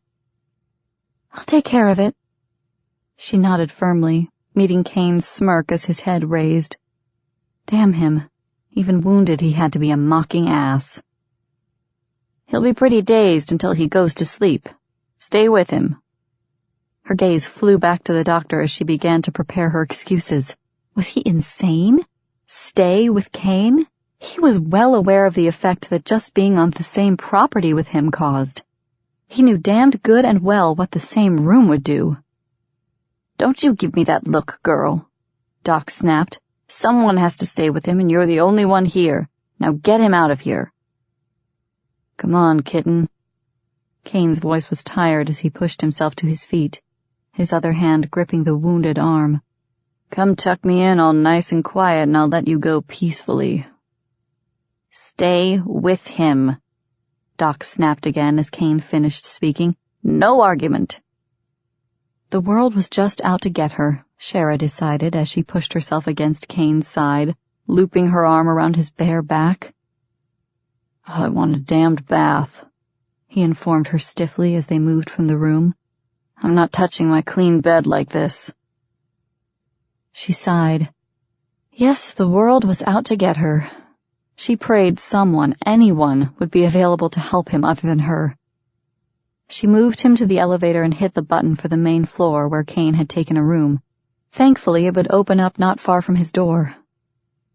Did you get the bastard? He asked her as they entered the elevator. Yeah. I growled at him and showed some teeth. He passed out cold. I wish they'd at least send someone with backbone. These pansies faint if you smile at them the wrong way. Kane grunted. He was leaning heavily against her as the doors opened, though, an indication that the painkiller was beginning to affect him. Let's get you to bed. She led him from the box and toward his room. Bath first, he reminded her as he breathed in deeply. I swear to God, this day has been hell. It was a new day, but she wasn't about to point that out to him. It was after 2 in the morning and dawn wasn't far away. She knew he was up before 5 every morning and usually still awake at midnight. He worked as hard, if not harder, than any of her family. Fine, bath. What could it hurt? She would put him in the tub, wash his back for him, and make sure she was there when he was ready to get out. No big deal. She knew Doc's drugs. They would make him a little dazed, kind of woozy, but he could stand up on his own. She couldn't anticipate what was to come. He couldn't unbutton the snug jeans. His arm was useless. Swallowing tightly, she unbuttoned them with trembling fingers, more than aware of the thick bulge beneath them. Keeping her eyes carefully averted, she eased them and his snug briefs down his powerful legs before he sat on the small chair beside the tub and let her unlace his boots. Finally, gloriously naked and heavily aroused, he was able to step into the wide tub and lean back against it wearily. His head rested on the back, his eyes closing. You can't go to sleep, Kane. She was shaking as she watched the head of his cock bob along the tanned flesh of his abdomen. Only Kane would have a hard-on while he was half dead. It was just her luck. I'm awake, he muttered. Just give me a minute. He lifted his good arm, his fingers scratching lazily at his scarred chest. She followed the action, her eyes held captive by the thin scars, her heart aching at the pain they must have caused. He caught me outside the lab grounds, Kane said softly, causing her head to raise, her gaze to meet his. His eyes were dilated and drowsy now. I'm sorry. She didn't know what to say. She didn't know what to feel. Bastard thought he could bury me and just walk away, he said softly, though his voice throbbed with anger and pain. I managed to dig myself out and crawl through the brush. Some hikers finally found me. Half dead, fevered. They got me to a hospital, but I was pretty out of it by then. It was weeks before they were able to find out who I was. Months before I was coherent. By the time I was able to get help to you, he swallowed tightly, the labs were gone. They said everyone had died. Nothing was left. He closed his eyes again. She thought he had just walked away. She covered her face with her hands. Even after Callan and Marinus had told her what Diane said, she still hadn't believed it. Not completely. Not clear to her heart. She didn't until now. I'm sorry, she whispered again. He shook his head slowly. Fuck it. Help me wash this grime from my body, Shara, so I can at least sleep a while. I'll figure the rest of it out tomorrow. Shara felt her heart slam into her chest. Her pussy was screaming out in victory, Her hands were almost vibrating in pleasure at the thought of stroking his flesh, even with the barrier of a wash rag against it. Slowly, she knelt beside the tub and lifted the clean cloth from the small basket hanging on the edge. Dipping it into the water, she lifted the bar of soap. "Hair," he mumbled, sitting up slowly and lowering his head. "Just use the soap. I do." She washed his hair carefully. Then, after laying a towel over the bandage, rinsed the short strands with the dripping cloth. Removing it, she began to wash him quickly, desperate to get it over with and get him into bed and hopefully sleeping. There was temptation, and then there was desperation. She was passing desperation fast. Her face flamed as he took the cloth from her and washed his hard, engorged cock and the sack beneath.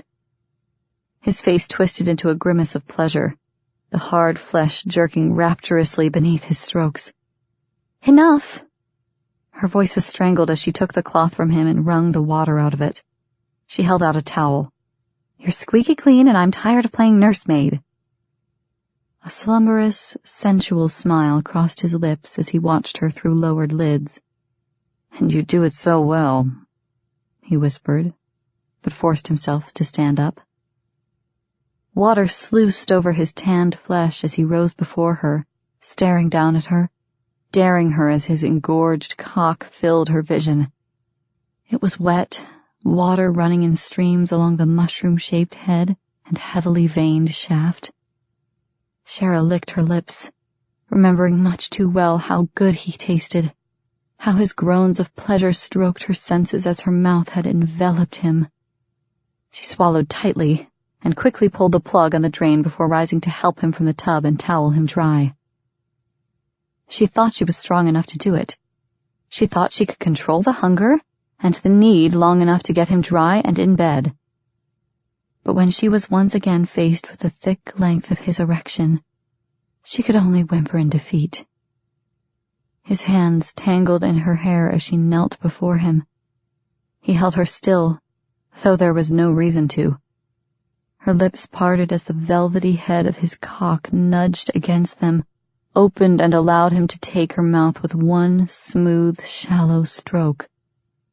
"God, Shara!" His voice sent shivers cascading over her flesh as the thick, throbbing flesh filled her, stroking her swollen tongue as he moved his hips, caressing it as he thrust in and out with a strangled groan. She whimpered, closing her eyes as her hands gripped his thighs and she began to suck at the engorged shaft. Just as he taught her a lifetime ago, her mouth closed on him, tongue stroking him, milking the sensitive head slowly. His hands tightened in her hair, his body tensing as a ragged groan filled her ears and she felt his warm pre-cum dripping to her tongue. It was salty, rich, making her realize how desperate she had been for his taste. She wanted it all, wanted to feel the hard, hot spurts of semen filling her mouth, coating her tormented tongue as he found his release in her. "Shara, baby." His voice was hoarse as he fucked her lips, slow and easy. "Baby, this is so fucking good I could die, but I'm going to fall to the floor any minute." To prove his words, he nearly stumbled, a rough, tortured chuckle filling the air as she slowly released him. Looking up at him slowly, her breath caught at the stark male hunger in his gaze. "Son of a bitch, I finally get my cock in that sweet mouth again and I can't even stand up long enough to enjoy it." Shara was shaking as she jerked back roughly, clamping her lips firmly shut as she stared at the moist length of male flesh. Dear God, what was she doing? She had lost her mind completely. "Well, hell," he said roughly as he braced himself against the wall to stand upright. "Guess I can forget the release, huh? Can I at least get some help into bed?" She shook her head slowly. He was watching her with heated intensity and a sexual hunger that made her body flame in awareness. This was madness, she told herself fiercely. She knew better than to think that this could ease her hunger for him. It could do no more than make it worse. Damn. She came to her feet, easing her arm around him and leading him from the bathroom to his bed. "Yeah, a curse for both of us," he growled as she jerked the blankets back on the bed and he sat down slowly. "Son of a bitch, no way I'm sleeping on my stomach with this hard on, Shara." "You had it before I touched you." She frowned as he watched her with mild accusation. "For you," he growled. "It's been hard since the night you stepped out of the shadows in Sandy Hook. Damn it, I can't even jack off enough." She almost lost her balance at the roughly voiced protest. Then she did lose it as he lay down before pulling her to the bed beside him. Leaning over him, she stared down at him, alarm streaking through her system. Too close. It was too close now for her to maintain any sense of control. "You need to go to sleep." "Please go to sleep," she thought. "Oh God, make him go to sleep." But she couldn't resist touching the light stubble of beard along his cheek, her fingers glancing over it, the sensitive tips tingling in pleasure at the rough feel. He watched her, relaxed for a change. She had never seen him so laid back, smiling at her easily, his eyes dark, filled with heat. "You need to fuck me," he grinned suggestively, his dilated eyes nearly black now as he watched her. "Come on, just once. I promise I won't fall asleep on you." He wheedled in a dark velvet voice that sent electric flares of sensation tearing through her body. How was she supposed to fight this new, suddenly gentle Cain? Chapter 5. Shara stared down at him in shock. He was teasing her? He never teased her. He either snapped at her or had something impossibly arrogant to say that was sure to infuriate her. He snarled at her, mocked her, called her cute little pet names, and generally did his best to make her life hell. But he had never teased her so gently, so sweetly. The time they had been together at the labs hadn't exactly given anyone an opportunity for laughter or for teasing. Life and death were a struggle, day by day. Each minute of their lives had been a lesson in death. How to accomplish it, either quick and silent, or with maximum pain. Shara guessed she knew more ways to kill a man than most assassins walking around now. But she didn't know how to tease. "Shara." He reminded her of his request with a gentle, chiding voice. Gentleness. He could be so gentle, so tender that the thought of the single night he had given her brought tears to her eyes. She didn't want to remember. She needed desperately to forget. Remembering made her weak, made her ache for all the things she denied herself. "You know I can't," she whispered, flinching as he caught her hand, watching her closely. His calloused fingers smoothed over the back of her softer ones, creating a warming friction that had her breath hitching softly. She loved his touch. The heat and strength of his flesh always amazed her, as did the licking flames of hunger that grew in her womb. "You always jerk like that when I touch you," he said, staring up at her somberly, "as though afraid I'll hurt you." His gaze was so dark, regretful. "Did I hurt you, Shara?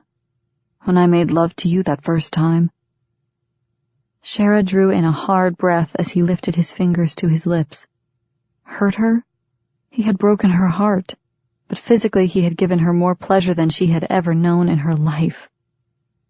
She shook her head slowly, her eyes widening as his lips parted and he rubbed the pad of her forefinger against it. The sensation speared straight to her clit, and from there to her aching pussy. His lips were firm and hot, full with sexual promise. "Are you wet?" he asked her as his lips quirked in a smile. "I hope you're at least as wet as I am hard, baby. It wouldn't be fair otherwise." His tongue swiped over her finger, causing her to jerk at the sensation. Wet, moist, she could well remember him stroking her clit with it, as he held her thighs wide and sucked the little pearl to release. That hard knot of flesh swelled and throbbed at the thought as she fought back a groan. Breathing roughly, she licked her dry lips, fighting to hold her eyes open, to make certain she watched every move he made. She wouldn't be able to bear it much longer. Having him touch her was a torment, an agonizing pleasure that she knew she would soon be helpless against. We have to stop. Talking was damned near impossible. She could barely breathe. Hunger assailed her, filling her with the bittersweet pain of a lust she knew would never be fulfilled. She had made the mistake, albeit unknowingly, of condemning her body to bleak non-fulfillment. She wouldn't do the same to Kane. He had suffered more than enough already for daring to attempt to save her.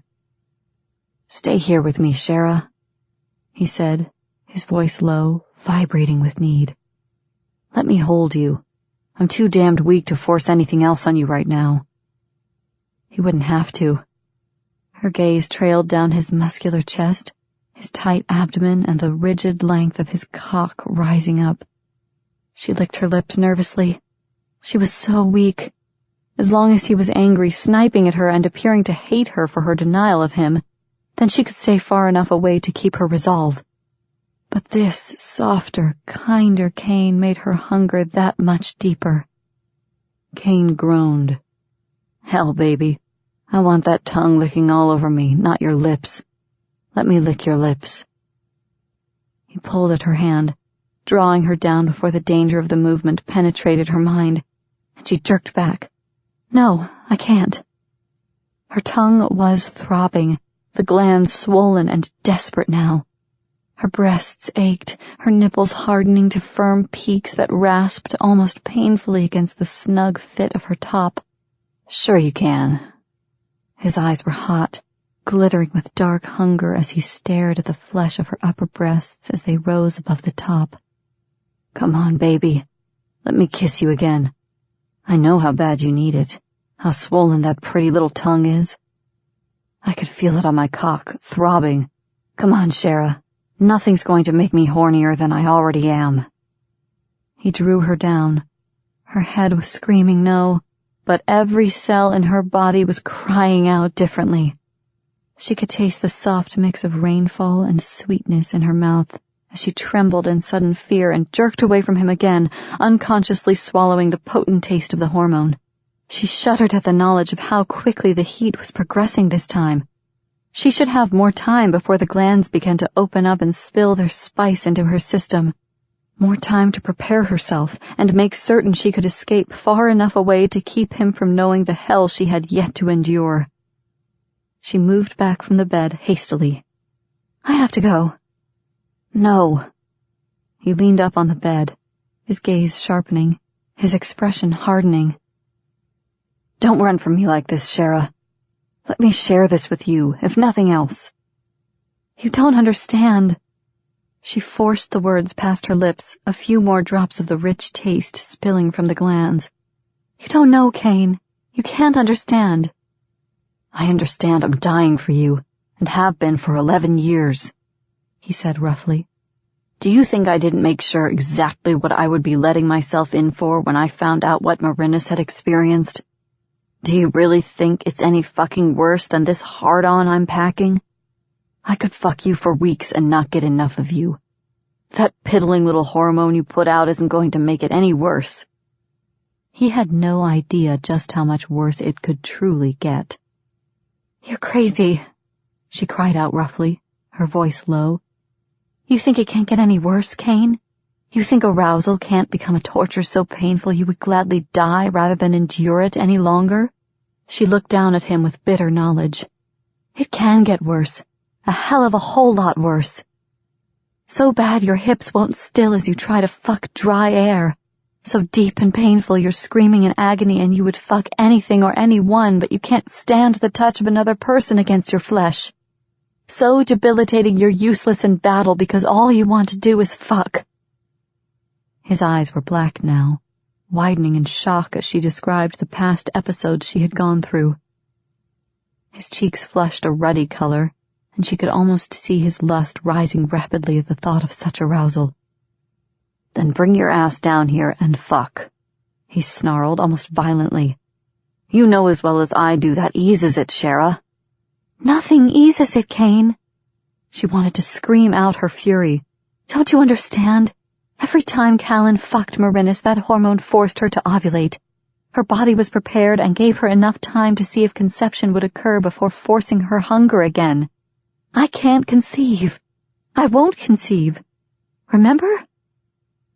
I could do without a dissection of my sister's sex life, he snarled. And you don't know if what you're saying is true or not. All you have is supposition. And all you have is a hard-on, she sneered. Jack off. At least you can find some relief there, Kane. There will be no satisfaction to be found in my body. I don't think so, Kitty, he gritted out between clenched teeth as he came off the bed, stumbling for a second as his feet seemed to betray him. Shara watched, wide-eyed, while all 6+ feet of furious, aroused male paused as though in confusion. His cock was dark and engorged, the mushroomed head damp with the pre-cum that had seeped over it. He wobbled on his feet, the drugs affecting his coordination now. He stopped, stared down at them a minute, then started for her again and promptly stumbled again. Son of a bitch, I fucking hate drugs, he cursed. Instinctively, Shara moved closer to him, seeing the frustration and determination that was likely to cause him to end up on his ass. Not that she didn't think he deserved to be on his ass, but if he tore those stitches, Doc would rip her a new one. That was her first mistake. His arms went around her, a wicked chuckle sounding at her ear, and before she could stop him, they were tumbling back on the bed. Oh, hell, he cursed painfully as he came over her, catching his weight on his good shoulder, though he grimaced painfully with the jarring the wounded shoulder took. Shara stared up at him with a frown. Damned stubborn man. He was determined to have his own way no matter what and refused to listen to common sense. Kane, are you insane? She didn't struggle against him as he moved between her thighs, his cock pressing against the mound of her pussy as her breath caught in hunger. Kane's eyes closed for a second, just long enough for her to watch the burning pleasure that streaked across his expression. Now what, big boy? She asked him mockingly. Her clothes separated them, and she knew damned good and well he was going to be out like a light before he could ever manage to get them off.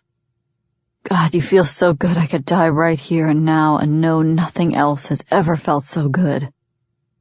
His voice was hoarse with drugged weariness and thickening lust. The words slammed into her heart.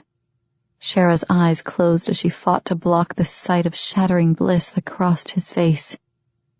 His eyes had narrowed to pinpoints of dark heat as he pressed his hips into the cradle of her thighs.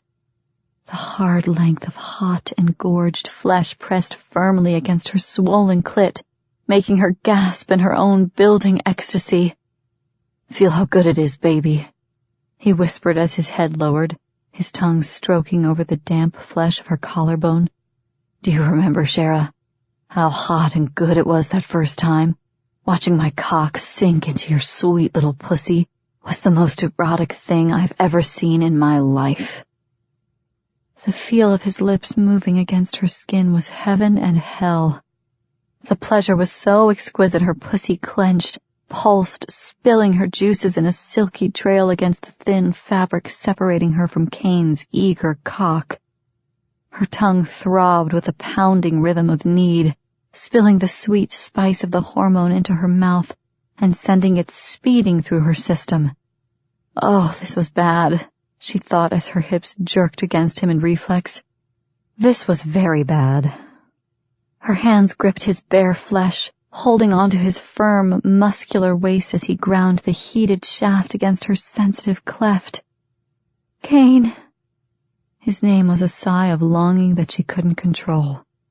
Too many years of suffering the agonizing effects of the heat and not knowing its source washed through her. So many nights spent longing just for this, aching for the feel of his strong body covering her, his arms holding her just as he was now. Shh, baby. He licked the rise of her breasts over the tank top. Feel how good it is. Let me pet you, Shara. All sleek and soft and hot against me. Such a pretty little kitty. Despite the fever of lust building in her blood, Shara snorted in amusement. You're deranged, she groaned as she felt his fingers slide beneath the strap of the snug top and pull it off her shoulder. Look what I found. He nudged the neckline lower with his chin, revealing the hard, distended nipple that rose pleadingly toward him. A pretty little berry, all ripe and sweet just for me. His tongue curled around it before she could steel herself for the action. She arched involuntarily, pushing it closer to his lips, a ragged wail of hunger echoing around them as she shuddered violently in his arms. Cain groaned roughly, then slowly, heavily, collapsed against her. Cain? Shara swallowed tightly as Cain's head rested on her shoulder, his big body nearly crushing hers as all his weight lay against her. Comforting, but damned heavy. Cain? She poked at his good shoulder. His breathing was light and relaxed. He was growing heavier by the second. Damn it, Cain! She didn't know whether to laugh or cry as she began to struggle against his body, pushing against the unwounded side until she finally, mercifully, managed to roll him off her. Deranged, she muttered. You're certifiable, Cain. Completely insane. You should be locked up. And he still had a friggin' heart on. She growled in frustration as she rolled from the bed and flipped the blanket over him with a hiss of disgust. Saved by Doc's drugs, she shook her head wearily. It was the first time she had ever known Doc's painkillers to knock anyone out. He was as tight with the drugs as a miser with money, and now Cain was sleeping deep and painlessly while she paced the room, kicking herself for her own lack of control. She threw herself in the chair beside his bed and stared over at his unconscious form. Served him right for letting himself get wounded to begin with, she snorted silently.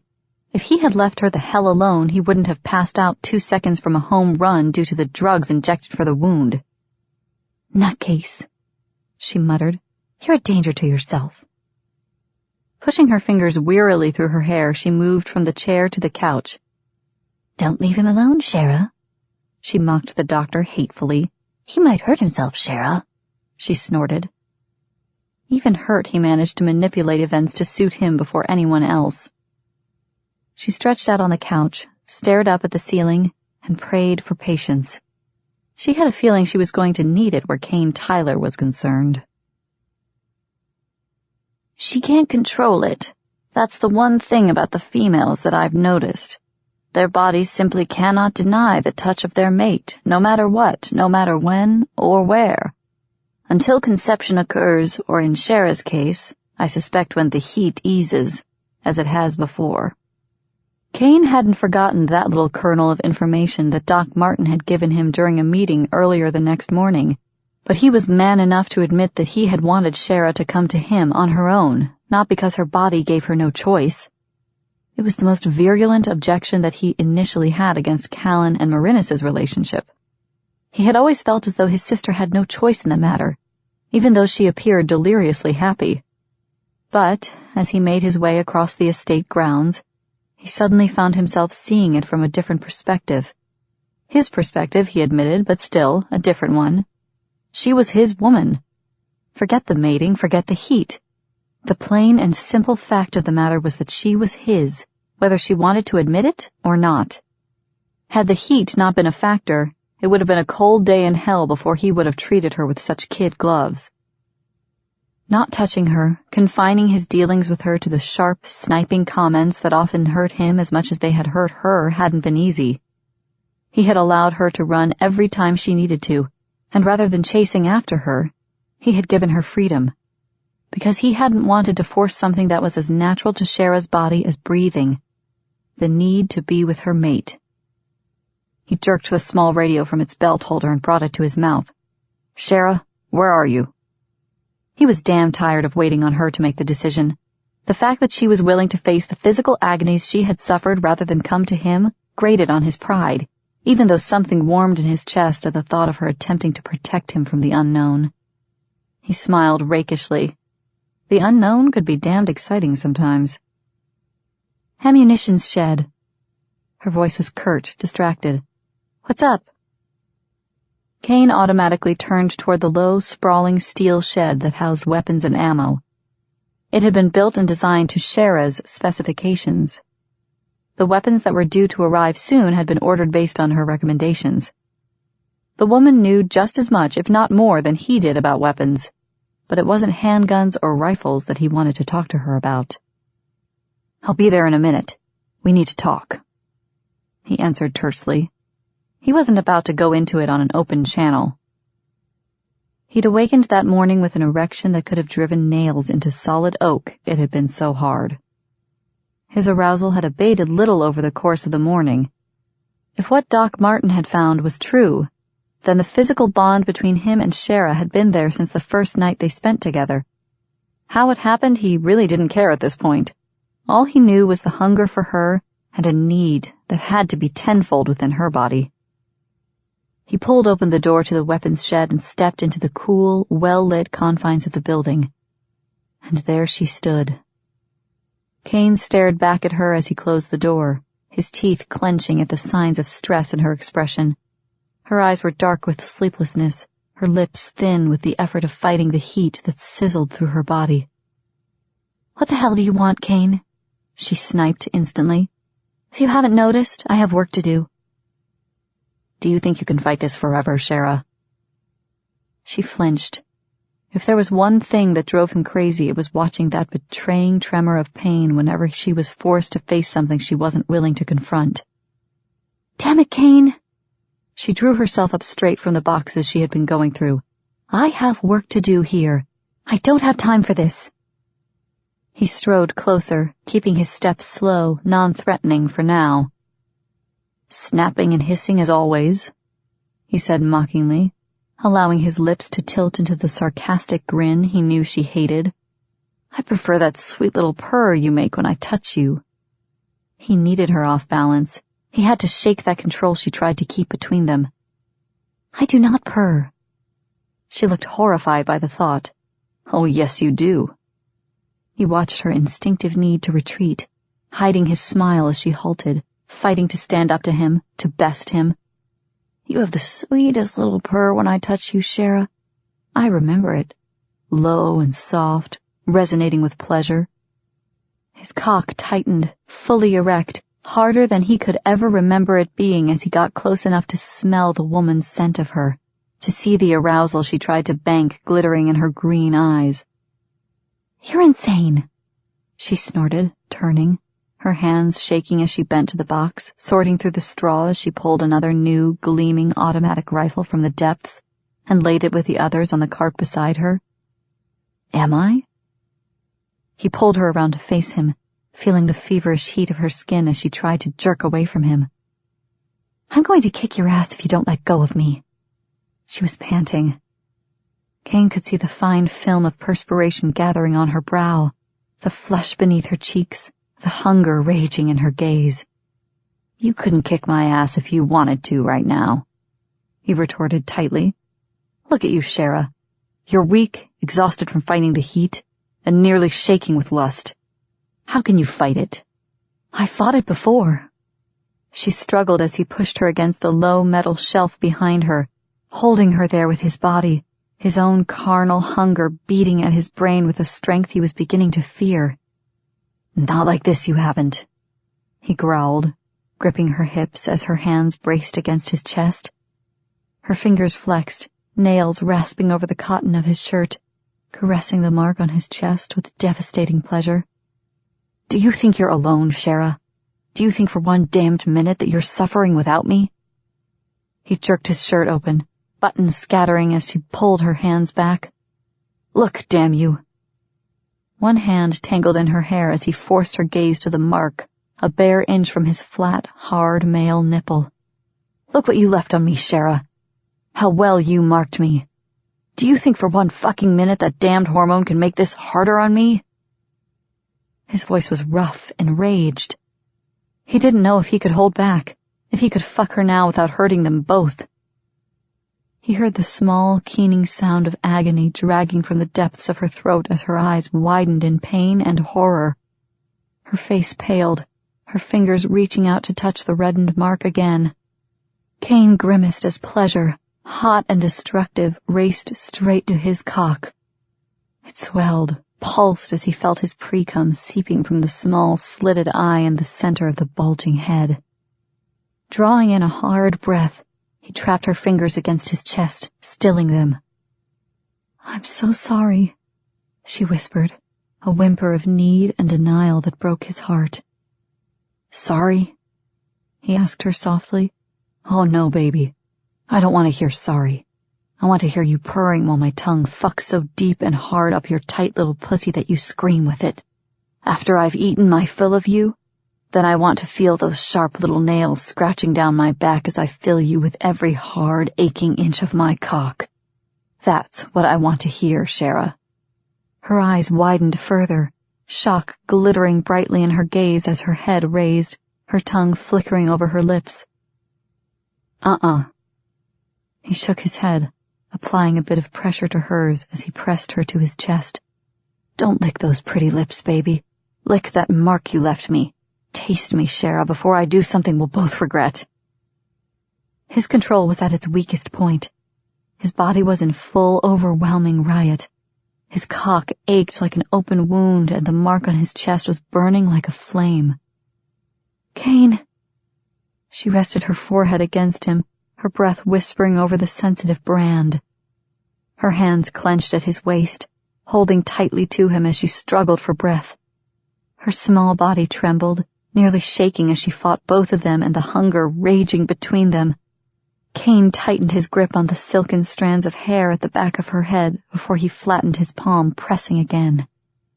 "Now," he groaned. "You know what I fucking need, Shara. Give it to me before I take something you're not ready to give me." The thin, desperate moan that echoed from her chest had him tightening, waiting. It wasn't a sound of protest or of fear, but of hunger. A second later, his harder male groan echoed around them when her tongue peeked over, swiping against the mark slowly, the slightly rough rasp tearing through his nerve endings and drawing every muscle to a breaking point as his head fell back, grimacing in an agony of sensation.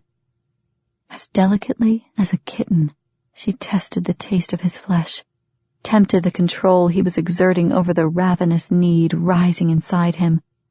She licked the hot little mark with a sensuality that destroyed him as she tasted his skin, each small caress making her move against him with more demand, the heat between them rising. His jeans were a restriction he could no longer bear. With one hand at her head, the other moved between their bodies, his fingers struggling desperately with his belt as he fought to release his agonized flesh. "Oh God, Kane, please!" Her hands were tight on his waist, her voice thin with denial and protest despite the hungry licks against his flesh. "Shara, baby." He jerked his shirt from his pants before returning to his fight with the belt. "God, touch me. I'm burning alive." The belt came loose, and a second later her hands were there with his, dragging open the snap to his jeans as he fought to release his cock. Her lips covered the mark she had made so many years before, suckling at it hesitantly, her tongue flickering teasingly now despite the mules of protest vibrating against his skin. A second later, he was free.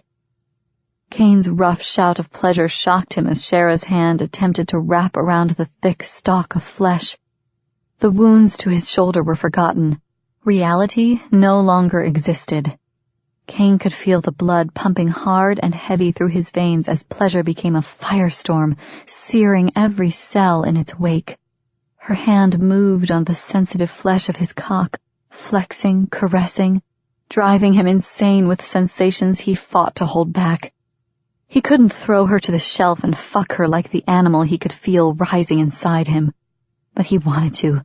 God help him, he wanted to taste the sweet juice he knew flowed from her pussy, and then he wanted to fuck her. So deep, so damned hard, she would never deny him again. Yes.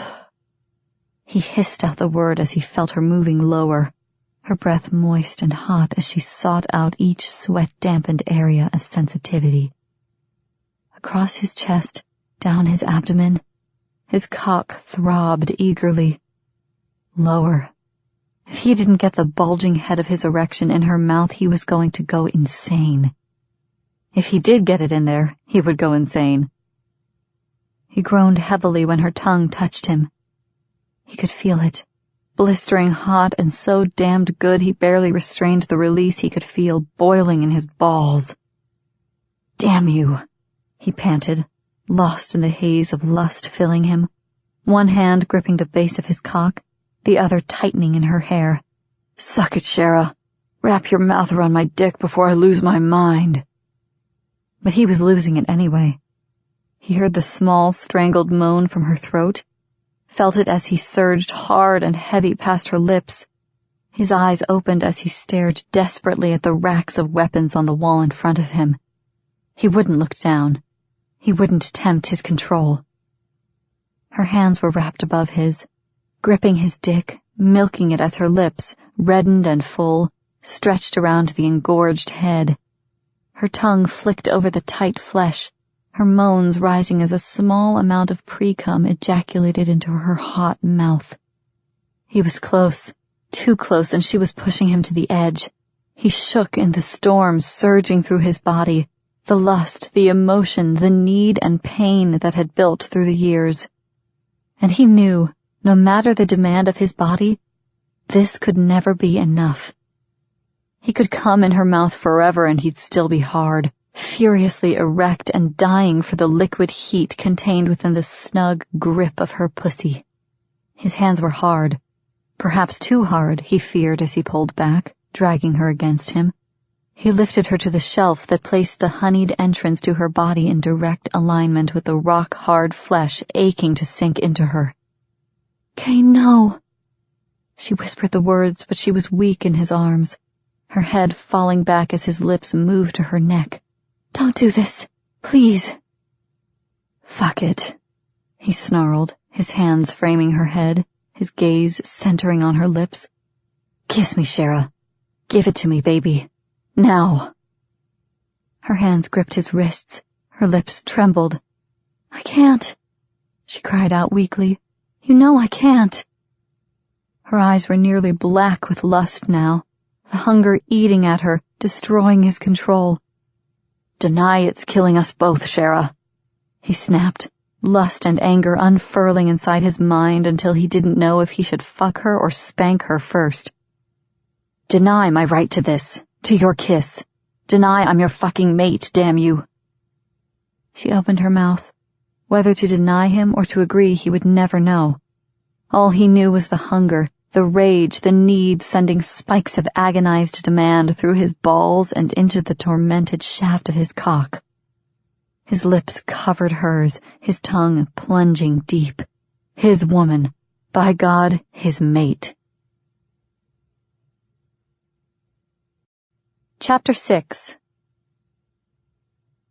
The kiss destroyed her. Silent screams of protest, of fear, ricocheted through her mind, but her body, her flesh, ignored every wailing demand that she stop. His tongue swept into her mouth, a cooling relief against the fiery ache of hers, so tempting, so soothing she was lost. Pleasure exploded throughout her body as she eagerly fought for control, joining him in the erotic duel of lips, teeth and tongues as she inhaled his scent, tasted his kiss, felt his hands holding her to him, forcing her to acknowledge what she would have continued to fight. Her need, her hunger. It raged and raced through her system, slamming into her mind, stealing her will and leaving her weak and shaking in his embrace. It was like nothing she had known before. Even the first shattering kiss they had shared so long ago was only a weak imitation to this one. It weakened her, sent her senses screaming with the building heat that raced through her body, pooling in her womb and growing ever brighter. A conflagration rose inside her as his lips and tongue combined to drive her insane with the ravenous carnality that slammed into her body. She couldn't fight him as well as herself, not while his lips covered hers.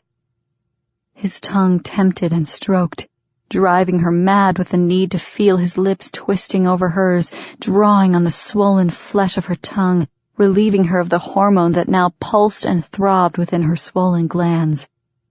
Years of need, of brutal demand caused by the very nature of what she was, rose to the surface. The battle for supremacy began then. His tongue tangled with hers, but this wasn't what she needed. It stroked and cooled the burning flesh of her own, but again she needed more. She fought to push past it, to gain control, to attain the victory of having his lips enclose it, sucking it into his mouth, easing the tortuously swollen glands that seemed to fill further now. His hands were tight in her hair, holding her to him, though there was no longer any need. Her arms twined around his neck, holding him close, her nails biting into his scalp as sanity slipped further and further away. Her craving for him built. His taste, his touch. It became a raging tempest, sweeping aside fears, objections, and reason as incandescent heat exploded through her body. With a victorious cry, she pushed her tongue past his lips and dissolved. Instantly, Cain was there. His lips trapped her tongue, his mouth drawing on it. The hormone trapped within the swollen glands poured free as his hips jerked, his cock pushing hard and insistent against the damp fabric of her thin pants, the bulging head parting the lips of her pussy as it nudged in as far as the material allowed. Cheryl was trying to crawl into his body now. The rapturous pleasure spreading through her as Cain suckled at her tongue was nearly more than she could survive. Her cunt spilled its thick essence against the cloth-entrapped head of his cock. Her hands held him to her, her head falling back as he fought to gain every drop of the aphrodisiac from her. In the back of her mind, she knew the terror would come later. The fear for Cain and his safety would send her past every fear she had ever known. For now, though, there was only his kiss, his rumbled groans of growing male arousal, his cock rocking against her pussy, his hands pulling at her top, the pain easing in her tongue but growing in her womb. Her eyes struggled to open as his head jerked back from her. A whimper escaped her, fear pricking at the heat building between them. His face was flushed, heavy with lust now, his eyes nearly black, dilated with the instant effect of the hormone absorbing into his system. "Cain," she whispered his name with an edge of desperation as he forced her arms down, then jerked her top over her shoulders. The spandex material stretched tight, trapping her, hampering her movements as her breasts cleared the edge of the straining fabric. "Don't talk." His hands lifted the swollen mounds. "Every time you talk, you think. Don't fucking think, Shara. Just feel." "What have you done, Cain?" She shuddered as his tongue swiped over a hard, riotously sensitive nipple. "What I should have done 6 months ago," he snarled, surprising her with the anger behind his words, the need that vibrated in his voice. "Damn you, Shara. How did you survive this alone, baby? Sweet baby. If I don't have you, I'll die from it now." She cried out as the hunger became ravenous. His lips surrounded her nipple, drawing on it strong and deep as his hands tore at the waistband of her snug pants.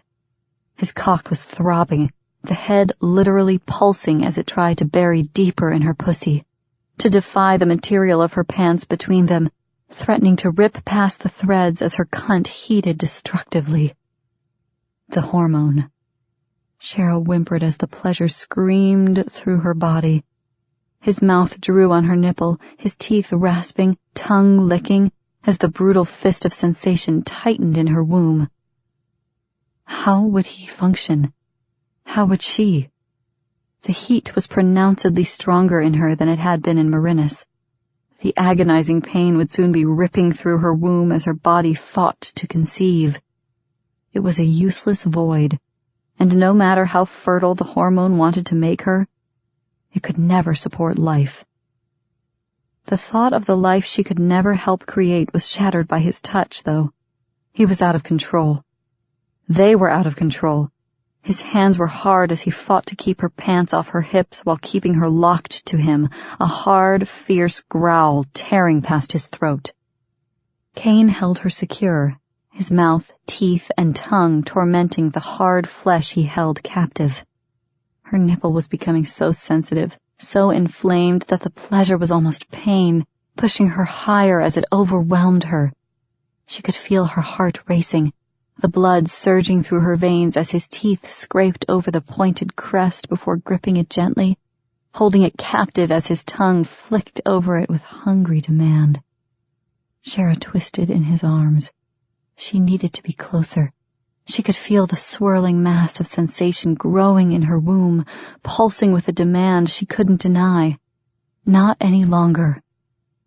Her upper arms were bound to her body by the taut fabric of the sleeves of her top, but her hand reached out, gripping Kane's muscular forearms as he consumed her breasts. He drew the hard point deeper into his mouth, sucking it with strong, hungry movements as his tongue continued to flay it. She could feel each rapid flick of his tongue throwing her closer to oblivion. She was helpless to fight it, helpless against it. "Please," she whimpered, but didn't know if the plea was for him to cease or to take her deeper. Her head fell back as she gasped for breath, shuddering as his teeth raked the tender tip, sending white-hot flames licking from her breast to her womb until she convulsed in heated, agonized ecstasy.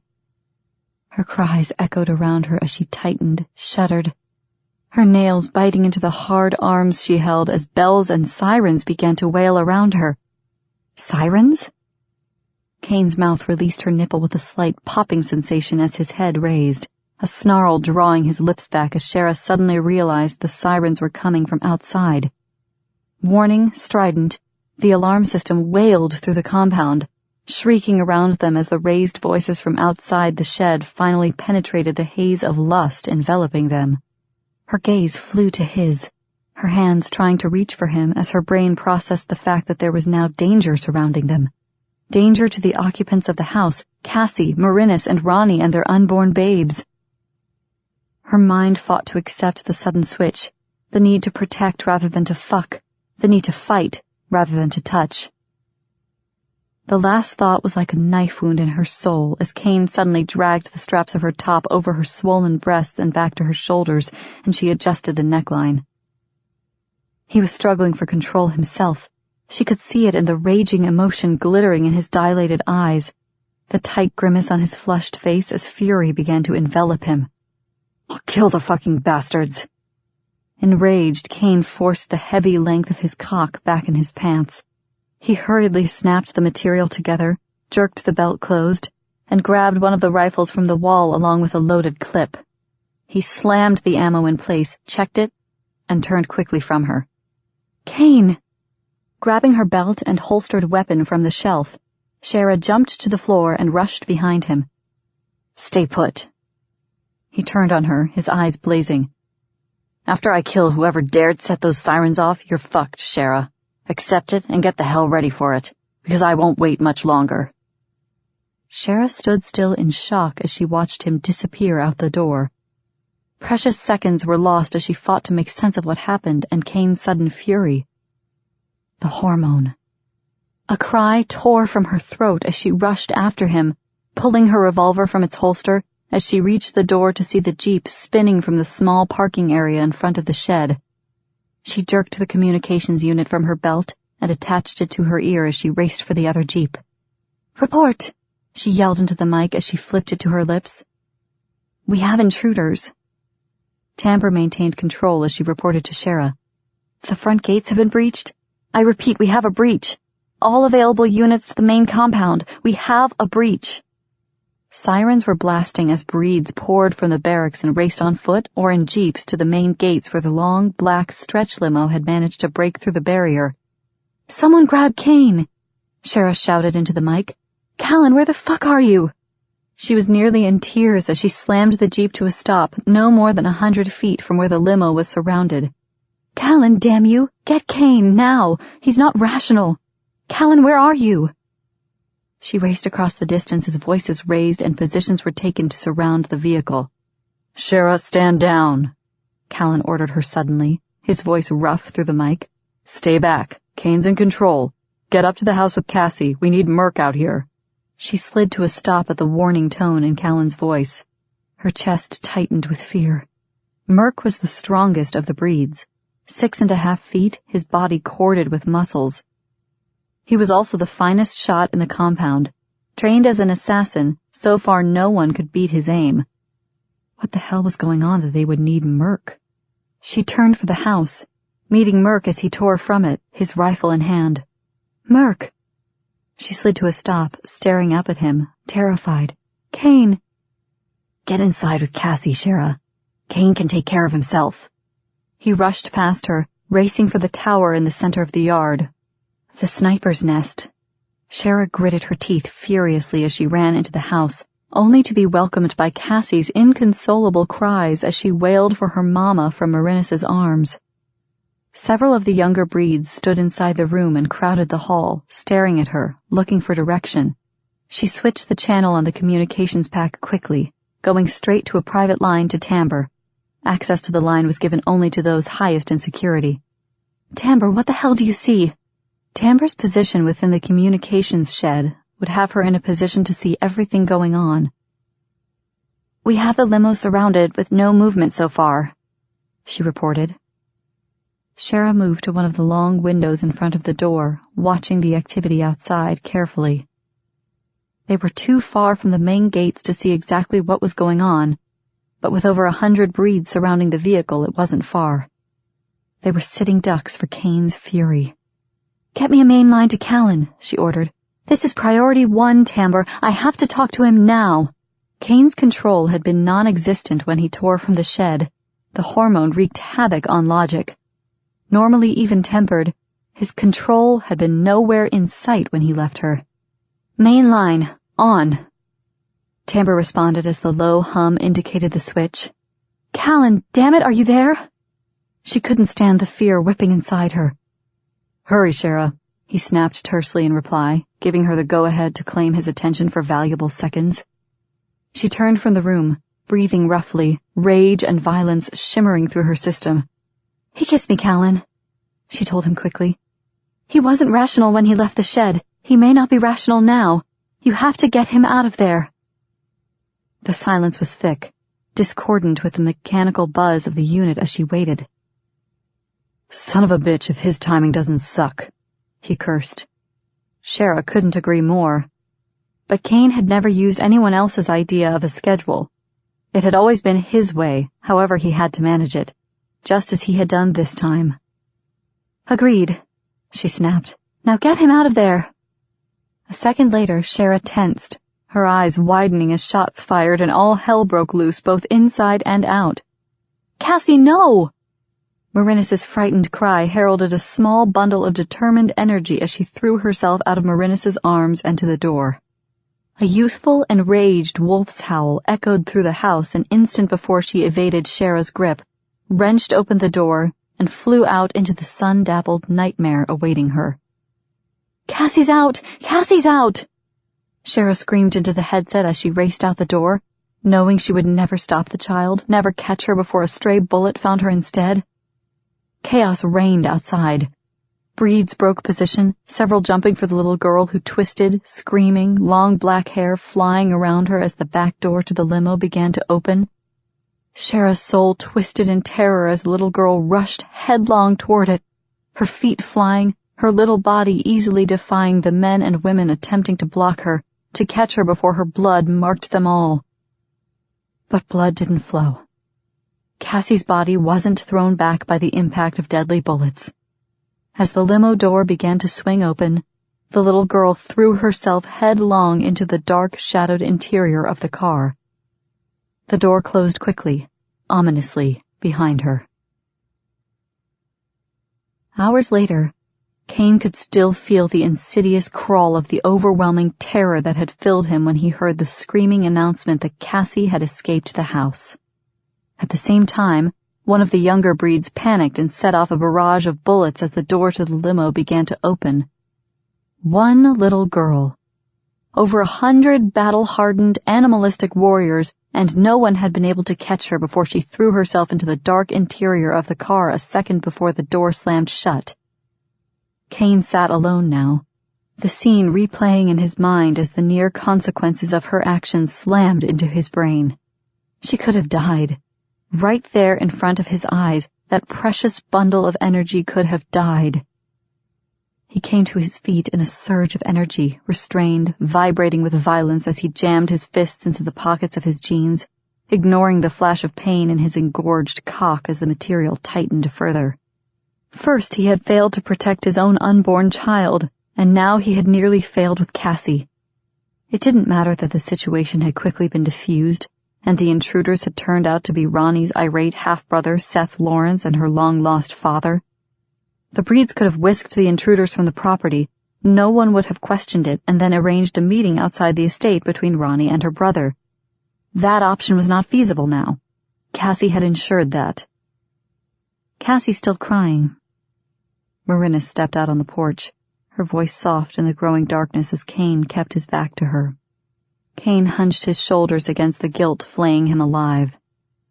At least she's alive to cry, he finally snapped, so damned angry at himself, Shara, and an innocent child that he could barely make sense of anything else.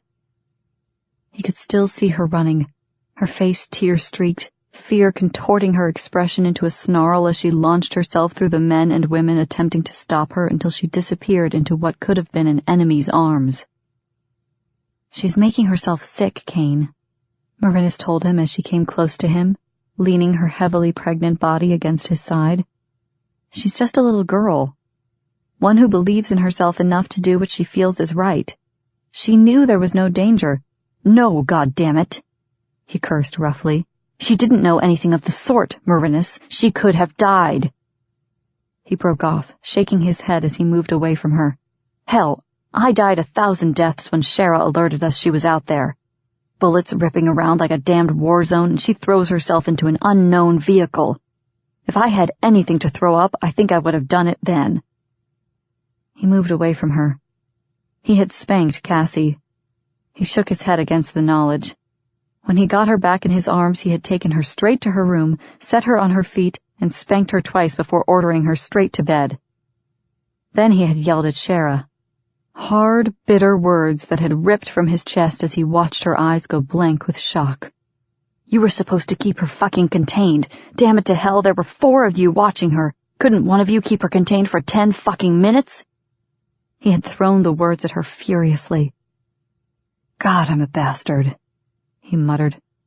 I'm not just an asshole, Marinus. I'm the worst bastard to ever walk. Someone should have shot me. She sighed heavily behind him. You're human, she finally said softly. I know about the kiss you shared with Shara.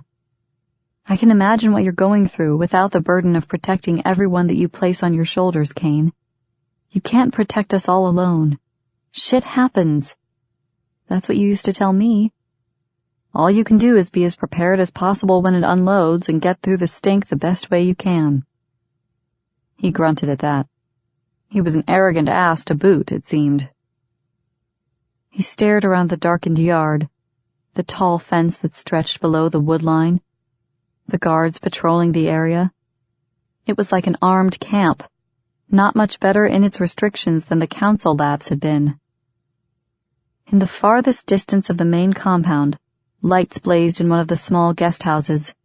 Seth Lawrence, his father, and chauffeur were presently under close watch as Tabor and Dawn attempted to convince Seth and Aaron Lawrence that right now, Ronnie wouldn't be told who they were or why they were there. It wasn't so much that Seth Lawrence had disregarded all their requests that he wait before forcing such a meeting.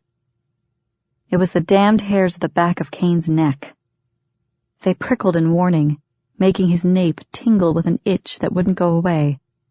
He had agreed with Tabor's fears about not allowing the meeting yet. Ronnie's physical health had been precarious when she first came to the compound. The length of time she had endured the mating heat, along with exhaustion, the sexual excesses, and resulting pregnancy, had worn her down. But that wasn't Kane's only worry where the Lawrences were concerned. The timing was off. 2 mated females pregnant, the only known wolf-breed child in existence living there with them, and now this. Hell, I saw Cassie running for that car, and you know what ran through my mind, Mary? He asked her painfully. Marina sighed deeply. That you had failed. She surprised him with that answer. You couldn't protect your own, and now you hadn't protected Cassie either. He turned to her slowly. Yeah, he breathed out roughly. But how did you know? Because it's the same thing Shara told me before she locked herself in her room. She answered him gently, forcing him to embrace her as she moved into his arms. She was another man's wife now. She carried a child, would be a mother, and would face more danger than he could have ever envisioned. But she was still the little girl he had bribed with chocolate, the young woman he had held as she cried over the loss of her mother, the same who had called him an asshole for most of his life. He fought not to hold her too tight as his arms constricted around her. He could smell baby powder and chocolate for just an instant, the scents that had been uniquely Marinus's when she was a child, a precocious bundle of energy that got into more trouble than 7 men could keep her out of. He kissed her forehead gently before pushing her to the door. Go on in. You need to be resting or terrorizing Callan, not out here messing with my head. She didn't laugh as he expected her to, and neither did she go in the house. I get scared, Kane, she said softly as she looked up at him worriedly, her hands lying protectively on the mound of her stomach. I'm scared for you. You can't go on like this, and neither can Shara. I want our children to be safe, our lives to be led with some measure of peace. Until this thing between you and Shara is resolved, that won't happen. Give it time, Marinus, he told her gently. Go on inside. I need to take care of some things before I head to bed myself. I'm beat. Sleep was the furthest thing from his mind, though. Good night, Kane, Marinus said softly. If you get a chance, check on Cassie soon. She's devastated that you're angry with her. She's convinced she saved lives. And she's just a little girl. She possibly had saved lives. His and the Lawrences'.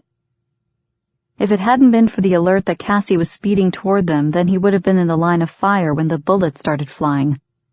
Only the alert and his attempt to intercept the little girl had saved his own life.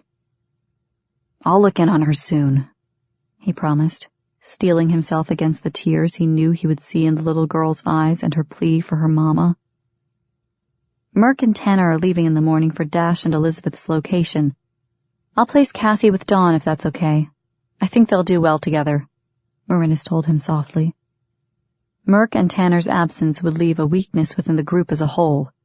He could only hope the situation in California resolved itself soon. Dawn's a good choice, he agreed. Hopefully we'll not have any more surprise visitors to push Cassie into such reactions. I still can't figure out why she pulled such a damned fool stunt. Because her fairy told her to, Marinus said worriedly. And that, Kane, terrifies me. She's withdrawing too deeply into herself, and this fairy issue. We need to talk to her mother about it when they collect her. It's going to hurt her. Or drive him over the edge of his sanity. Shara already had him teetering. Cassie could well push him over. I'll discuss it with Dash as well, Kane promised. Go on, I'll see Cassie soon. He watched as Marinus entered the house, a dim shadow, heavy with child and rich with life. He shook his head before he followed her and moved quickly up the back stairs to Cassie's bedroom. Putting it off wouldn't make it any easier. He opened the door to her bedroom, his heart clenching at the sight of her curled in the middle of the large bed, her blue eyes haunted as she stared back at him, tears streaking her face. Hey, pup, he greeted her softly as he moved and sat on the edge of the bed, looking down on her. You want me to leave? She shook her head jerkily. I'm sorry, Kane. Her breath hitched with tears. I had to save you. You can spank me all the time, but I had to. Damn, she was going to be a handful when she grew up, he thought, stubborn as hell. I'm sorry I spanked you. He stared down at her, his heart breaking at the thought of the spanking he had applied to her rear. You terrified me, Cassie. I don't know if I could have lived with myself if something happened to you. She nodded slowly. I know that, Kane. but that's what I think too. I would always cry if you were hurt. And Shara would too. She cries too much, almost as much as I do at night. He stared down at her in surprise. How do you know? 'Cause I can hear her when the house gets all quiet and she goes outside on her balcony, she whispered. Sometimes it sounds like she hurts awful bad too, Kane. I think her heart is breaking like mine did when I thought my mama couldn't save me from that bad man. The rooms were soundproofed for the most part, compliments of the council, but Cassie liked to open her door the slightest bit that security blocks allowed. If Shara were on her balcony, several rooms away, it would be easy for Cassie to hear her. I think you should tell her you aren't mad at her anymore, Kane, the little girl said solemnly. You hurt her feelings really bad. He had hurt more than her feelings, and he knew it. Come here and give me a hug. I'll make sure Dawn gives you a cookie tomorrow. But that's it, one. You broke the rules. She jumped to his arms, hugging him tightly and planting a loud kiss on his cheek. My mama will be all done soon, she whispered in his ear. And my daddy Dash will need me to go to him really fast so Mama will be happy. You have to fix Shara, Kane. I don't want you to be all alone when I'm gone. My fairy worries about you.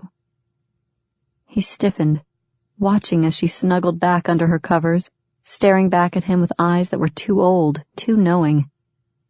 Cassie, about this fairy, he said hesitantly. You have a fairy too, Kane, she told him, her childish voice at odds with the knowledge in her eyes. Sometimes I see her. She's got all this pretty dark hair that looks like a cloud around her face. It looks like Marinus's hair. And she has blue eyes, and she smells like real roses, not the perfume kind, the real kind. He stilled. Despite the fever that made him rush to Shara, the danger he could feel moving closer, and his own worries about Cassie, he couldn't stop the shock that filled his system. His mother had smelled like roses. The real kind. The very ones she so loved that still filled the backyard behind his father's house. Roses, huh? He asked her softly. She'll talk to you if you let her, Cassie said softly, her eyes drooping with sleepiness now. 'Cause she loves you, just like my fairy loves me. Kane rose to his feet, shaking his head in confusion. Damn, that kid could bring armies down if she tried. He drew in a deep breath, tucked the blankets around her snugly, and headed from the room. He had an appointment with his mate. Chapter 7. Shara was able to hold back the pain until late that night. She knew it was coming. She had enough experience with the symptoms of mating heat to know what would happen. After the explosive episode in the weapons shed, the rest of the day was so busy, so filled with the fight to survive, that she was unable to train all her senses on her job, rather than the increased arousal that began to build. But when darkness fell and weariness tugged at her body, it slammed into her harder than ever. Her womb spasmed painfully. Life. She could feel her body screaming out for the life-giving pulse of Kane's semen spilling into her, his cock throbbing, swelling within her, spurting into her. She didn't want his fingers. She wanted his thick erection. She wanted all of him, coming over her, pinning her down, taking her with erotic fury. She whimpered as she paced her bedroom, her flesh almost electrified, overly sensitive and in need of his touch. She had removed her uniform earlier, showered and dressed in the soft, lightweight cotton of one of the long gowns she preferred to wear. The tunic-style material fell to her feet, with long slits running to her knees and giving her freedom of movement. The bodice ghosted over her breasts, rasping her nipples gently as the small straps over her shoulders held it in place. Between her thighs, her juices dampened the small panties she wore, almost making them useless. Her pussy was so slick, so wet, she knew it would suck Kane's cock to its very depths within seconds. She closed her eyes as she curled up on the couch in her sitting room, her head cushioned on the thick armrest, her thighs clamped together. Her breasts were tortured, hard curves of radiant heat that had her nipples nearly popping through the material of the dark gown. Her tongue was throbbing, swollen, and every so often she could feel and taste the pulse of the hated hormone in her mouth. Spitting it out didn't help. She had tried that before. There was nothing she could do but suffer through the nights and stay as far away from Kane as possible when it became so intense. She should have stayed away from him last night and run hard and fast this afternoon. The memory of his cock tunneling into her mouth, throbbing against her tongue, so hard and hot, had her biting back a moan of overwhelming hunger. She would have sucked him to completion if he hadn't been so weak. She had been possessed, so hungry for the taste of his seeds spilling into her mouth that she had lost her sanity. Instead, she had lost her control. She hadn't been any stronger that afternoon.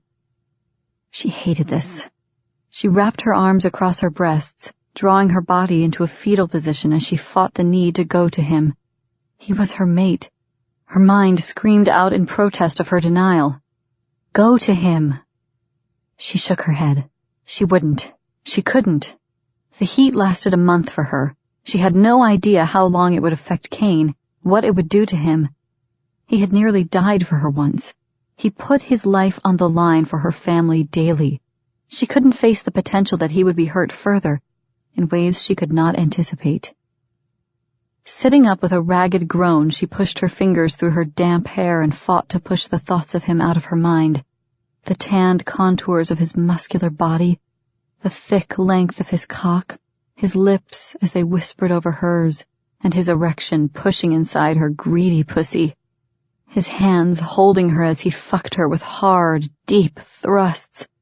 Oh, hell! She cursed her hunger as an abrupt knock sounded at the door.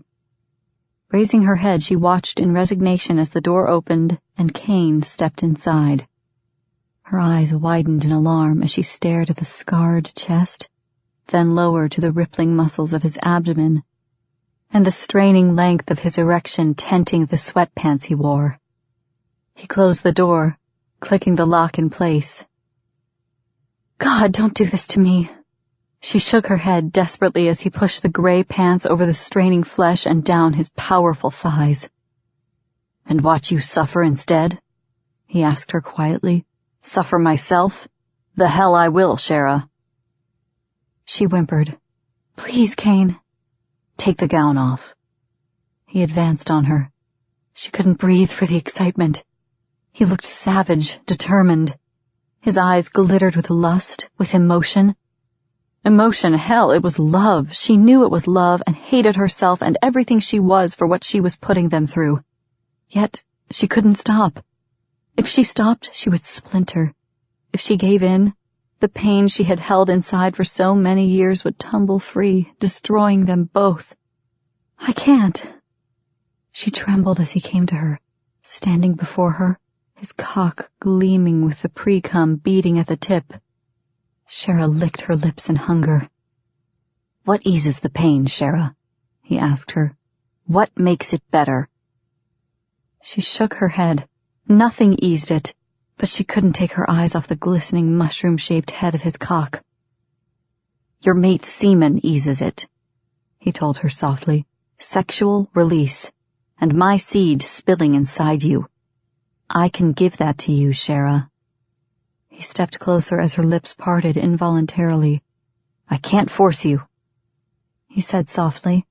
I won't force you, but by God I'll make sure you're so hot you can't walk straight if you don't do it willingly. I won't let you run. Take the gown off, Shara. Let me give you every drop of what you need.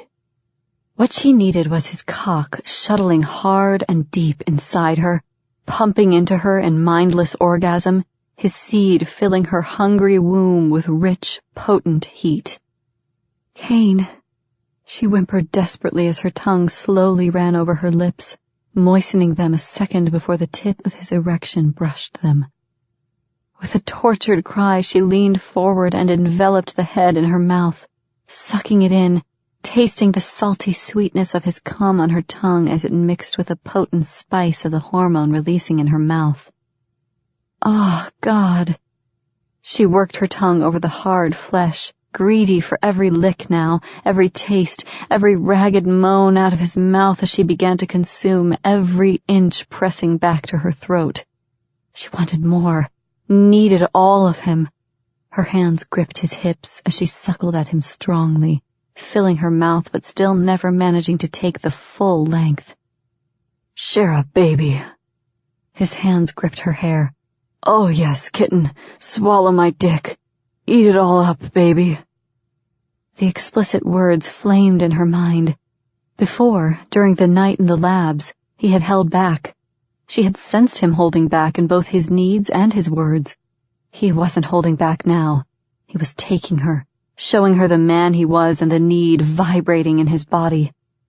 Shara took the wide head deep inside her mouth, her tongue working on the sensitive underside as she tried to open her throat for him. He was thrusting in and out with long, controlled strokes, his breathing hard and heavy, rough amid the slurping, gasping sounds of wet hunger that spilled from her lips. "Ah, yes, swallow it, baby." His cock was throbbing hard, pulsing against the back of her throat with each thrust. "Milk my cock with that pretty mouth. Come on, baby, take it. Take it all, sweetheart." He was moving faster now, harder, his flesh swelling on her tongue as she sucked and licked with greedy abandon until she felt the first hot pulse of creamy fluid erupt at her throat. His hands were tangled in her hair now, holding her close, sliding his cock as deep down her throat as it would go as he released stream after stream of hot, silky liquid down it. Shara swallowed desperately, tasting him on her tongue, in her mouth, filled with the excess of his release as he cried out above her. When he pulled back from her still suckling lips, he bent, gripped the bodice of her gown in both hands, and ripped it from her body. "Kane." Her protest was filled with fear as he went to his knees, hands gripping her thighs and pulling her hips to the edge of the couch. He stared down at the bare flesh of her mound, his lips swollen with passion, his eyes darkening as the lust built. "I want to taste you," he whispered, "like I did before, my mouth buried in your pussy, my tongue driving you to orgasm." He would consume her. Panic flared inside her. She was so wet, so juicy from her need. That fluid contained the same hormone that spilled from the glands in her tongue, only less potent. "Don't." She tried to jerk forward, a last weak protest before he could bend to her. His eyes narrowed for long seconds, darkening further as she watched angry determination begin to build in his expression. He pushed her back until she reclined once again, moving closer to her, his cock aiming for the convulsing entrance of her pussy. "For now, just this for now." His voice was consumed with lust. "I'm not taking," he panted roughly. "I'm giving. See, kitten, watch me give." Her eyes dropped to her splayed thighs, widening as the head of his cock parted the slick lips of her pussy. "Kane." She tilted her hips, drawing her feet up until they rested on the couch edge, opening her further, allowing her to watch as he began to sink into the blistering depths of her cunt. "Oh, look how pretty." His thumbs parted the pink folds until she could feel the head of his erection stretching the small entrance of her vagina as he began to push inside her. "The tightest, hottest little pussy I've ever been inside, Shara. Suck me in, sweetheart, just like you did with that pretty mouth. Suck me in as deep as I can go." She held onto her ankles with a desperate grip. She couldn't touch him, couldn't allow herself that weakness. Her head rolled on the back of the couch, her hips writhing as he began to work his cock inside her. "More!" She was panting as he moved slowly, making her feel each inch of her tissues parting around the broad head. She could feel the protest of unused muscles giving way to steel-hard width.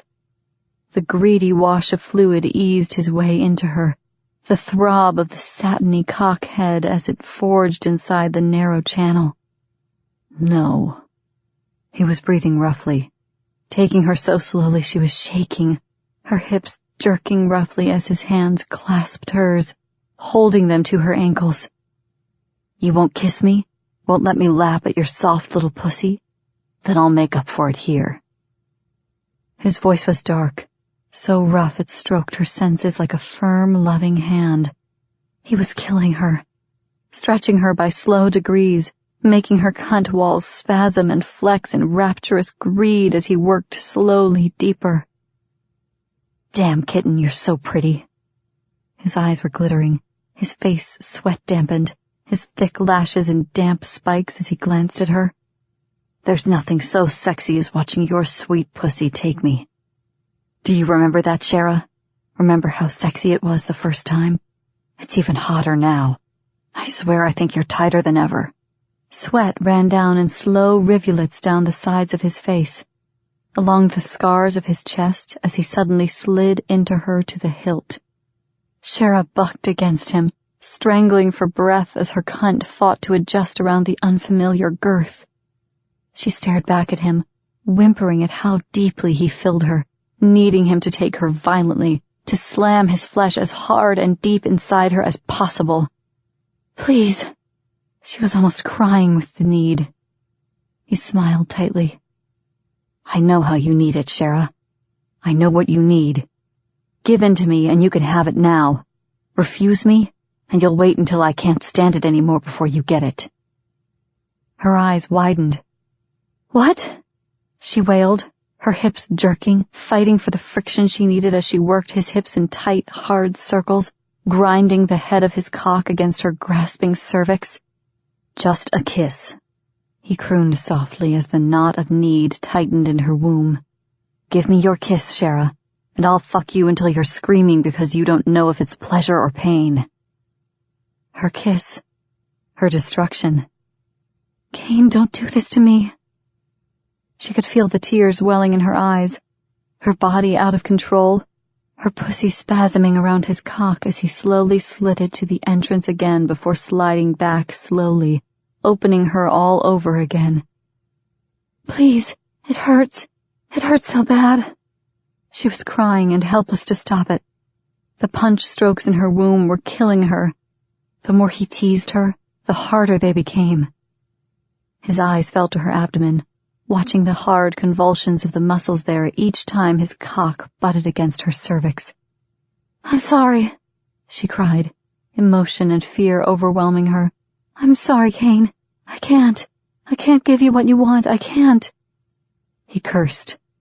A low, horrible sound of bleak acceptance before he jerked free of her body. Before she could scream out in protest, he pulled her forward, then flipped her over, braced her against the couch, and rammed home. Her back arched as a scream tore from her throat. His cock was an iron-hard length of ecstasy plunging inside her now. His hands gripped her hips, almost bruising in their strength as he fucked her so hard and fast she swore he would batter his way into her womb. And she still needed more. She shrieked with need as she lunged back into each stroke, driving him harder, deeper, feeling her orgasm tightening in her womb with each thrust. "Damn you." He bent over her, his fingers delving between her thighs, locating the hard, swollen bud of her clit. He began to rub it with firm, destructive strokes as he raked the tender channel of her pussy. She was dying. Shara felt her body tighten, felt fire erupt in her cunt, her womb, then explode so hard and fast she could do nothing but wail within the storm overtaking her. "Yes, fuck yes, Shara, come for me, baby. Yeah, oh, baby." He was filling her, spurting inside her as he continued to ride her through her orgasm, each thrust sending him to the very depths of her pussy, where he shot a stream of thick, hot seed at the mouth of her womb, before shuttling back, then surging forward for another. Her body was soaking it up. Her orgasm ripped through her, shuddering through her bones and leaving her weak, exhausted, as she lay against the cushions of the couch. The muscles of her pussy flexed, milked his flesh as he held himself deep for one last powerful spurt of release, and collapsed over her. "This won't work for long," he warned her, his breath caressing her ear. "You know it won't, Shara. You need more than just the cock and hot seed. Your body and your mind need more. You can't deny it forever." She shook her head, trembling at the ring of truth in his words. She would make it enough. If this were all she ever had, then it would be enough. He moved away from her slowly, his softening flesh easing from the hold she had on it as he breathed out roughly. "Are you okay now?" His hand smoothed over the curves of her butt. She nodded quickly. She had to get away from him, had to have a minute to figure out exactly what had happened and where she had lost every measure of common sense she possessed. "Do you need more?" She could feel the hunger throbbing in his voice. Her pussy screamed yes. Her head pleaded no. She shook her head, her fingers digging into the cushions of the couch. "Fine." His voice was hard, bleak. "Be in the doctor's office first thing in the morning. I'll meet you there. You can hide from me all you want to, but I'll be damned if your health will suffer for it." He was dressing. She could hear him behind her as she allowed her body to settle against the floor, her head resting on the couch away from him. She couldn't look at him, couldn't face what she had just allowed to happen. "Damn you for being so stubborn," he finally cursed, shortly. "If you need me, Shara, you know where to find me." The blend of sarcasm and fury had her shivering in dread. She had purposely never really pushed Kane in the past 5 months, had let him make his smart-ass comments, let him torment her with his presence and his often angry asides. But she hadn't pushed back. She hadn't pushed because she knew when she did, she would trigger the dominance he kept such a tight leash on, the dominance she had just triggered with her refusal to share the heat with him, with her refusal to give in to the needs rioting through her body. The bedroom door closed behind him as he left, leaving her naked, the tatters of her gown hanging from one shoulder, his seed weeping from her aching pussy. But the pain was gone. At least for now. Chapter 8. Shara stomped from the basement labs late the next morning after the intense examination and ritual bloodletting Martin was into. The man had to be part vampire to need all that blood. Foregoing the elevator, she moved quickly up the short flight of stairs, coming out just beyond the wide front entryway and directly across from the kitchen. "You promised," she heard Cassie's low, forlorn voice. "I know I promised, pup," Kane said softly, his voice drifting into the hallway. "But Dash and your mama had to move again. They'll call us as soon as they settle in. I promise everything's okay, but we need to make sure they stay safe too." "But I need my mama," Cassie told him with irrefutable logic. "The fairy misses her." Shara sighed softly. Cassie blamed everything on the fairy, even her harebrained rush into the danger the day before. "And the fairy has every good reason to miss her," Kane said gently, his normally rough voice velvet soft. "They'll be heading home in a day or so anyway. I sent Merc and Tanner just to help Dash watch over your mama. I told them no matter what, you stand in front of Cassie's mama, and they said they would. Do you think they'll let anything happen to her?" Shara tilted her head, her eyes closing as his voice soothed even her frayed nerves. "No," Cassie said hesitantly. "Merc and Tanner and Dash will keep her safe. But I'm her little girl, Kane. She's supposed to tuck me in and tell me when it's okay to eat my chocolate so I don't get a tummy ache." Shara's eyes flew open, her heart clenching at the sound of coming tears. "Excuse me?" Kane adopted a tone of false offense. "Have you got a tummy ache yet?" Shara shook her head. They had kept chocolates strictly out of reach. "Well, no." "And don't you get plenty of chocolate?" he asked her then, causing Shara's eyes to narrow warningly. "Yeah. Those Oreos are the best, Kane. Double chocolate." The sigh of bliss had Shara staring into the doorway in surprise. Surely Kane was not slipping that child chocolate. He wouldn't. "Good girl. So what's your poison? Milk?" "Yes, please, and 4 cookies this time," the little girl answered. 4. Laughter filled his voice. Double chocolate? I don't think so, my girl. 2 double or 4 normal, your choice. And don't remind me that you aren't supposed to have more than 1 today. I might feel like I need to keep practicing how to say no to wily little girls. I might cry. Silence met the little girl's threat. You might cry harder when there's no cookies, he grunted. Don't you attempt to blackmail me, you little swindler. Cassie giggled at his gruff tone. I helped raise Marinus. You can't come up with a threat she didn't invent first. That woman was a terror on 2 legs. You can only hope to match her wiliness. I can do better, but I like you, even if you did spank me. That's not daddy training, Kane. The little girl laughed. Okay, 4 regular now. 2 double later. Who said anything about later? 6 a day limit, pup. You already had 2. And if you sneak away from Dawn when she comes to collect you, I'll cut you off for sure. Spanking may not be daddy training, but discipline comes in somewhere, hotshot. Shoo, you're tough as mama. You sure you're not a daddy already, Kane? The little girl's words splintered Shara's heart. No, baby, I'm not a daddy. His soft, regretful tone destroyed her soul. Come on, cookie time before Mary comes in. She'll tan both our hides if we're not careful. I love you, Kane. The little girl sighed. But if I don't talk to my mama soon, you're not going to have enough chocolate to bribe me with. Little girls need their mamas. Yes, baby, they do, he agreed softly. More than anything, little girls need their mamas. Shara lowered her head, her hand clamping over her mouth as she turned and hurried quickly to the back of the house and into the late morning air. Tears tightened her chest, clogged her throat. A knife stroke of agony ripped through her soul as her womb pulsed in grief. If you can't protect someone else's child, how can you hope to protect your own? His furious words after Cassie's near death still had the power to slice through her soul. He was right. She should have been ready for whatever Cassie would pull. They all knew how adept her hearing was. She should have thought, should have caught the little girl before she rushed through the door.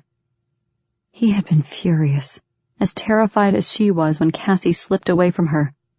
Shara knew he hadn't meant the words to be as hurtful as they had been, or the memories to rise inside her as bleak and black as they had. Their child. She stopped in the shadow of one of the old oaks, her hands pressing her flat abdomen as her womb convulsed in need. The heat was building again. She couldn't conceive, would never conceive because of her own foolishness. Was it fate's sneering payment for having not protected the child she had carried the first time? She believed heavily in fate, in payment earned for any and all crimes against nature. Just as the world was now paying, as nature demanded the survival of the species science created, was fate exacting its own payment because she hadn't protected the life she had been given? Shara, are you okay? Callan's voice came through the communications unit she had clipped on before leaving her bedroom. She drew in a deep breath. If he was watching the pinpoints on the monitors in the communications shed, he would know where she was, and worry that she wasn't heading for the meeting he had arranged. I'm fine. She fought to keep her voice even, to keep her breathing calm. I'm on my way in. We'll be waiting on you then, he responded quietly, though she knew she hadn't fooled him. Damn, Doc probably told him about the test results, which would only make things worse. The increase in the hormone in her system was dramatic. Pretty soon, she would no longer be able to fight. She'd be on her knees begging Kane to fuck her again. The hormones in Kane's system, though increased, didn't seem to be affecting him as drastically as they were her.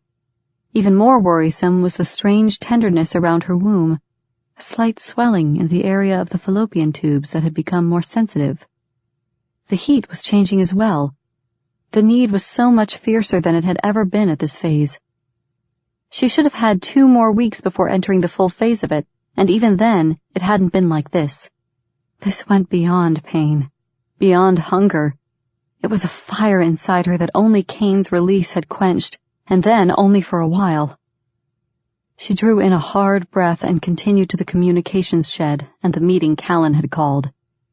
The missile attack, followed so closely by Seth Lawrence's arrival, was worrying him as well as Kane. The information gained from the missile-wielding attacker had been anything but comforting.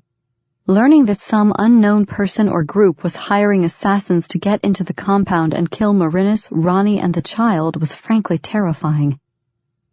It upped the stakes in an already dangerous game. Kane flipped the lights back on and watched the expressions of the 4 people gathered in the makeshift office after the briefing on both the assassin who had struck days before and Aaron and Seth Lawrence. The assassin was an irritation, an inept nobody who had found the caves that opened from the other side of the mountain and led into Breed territory. That would have to be taken care of. Aaron and Seth were a larger issue. The son, Kane was inclined to trust. The father was another matter entirely. His public stand on the Breeds was well known. His opinion that they should be penned back up and kept closely guarded had been vocalized publicly several times. "Double the guards in the forests," Callan said, his voice vibrating with an angry growl. "Have a unit start scouring the property for other caves, other entrances we're unaware of.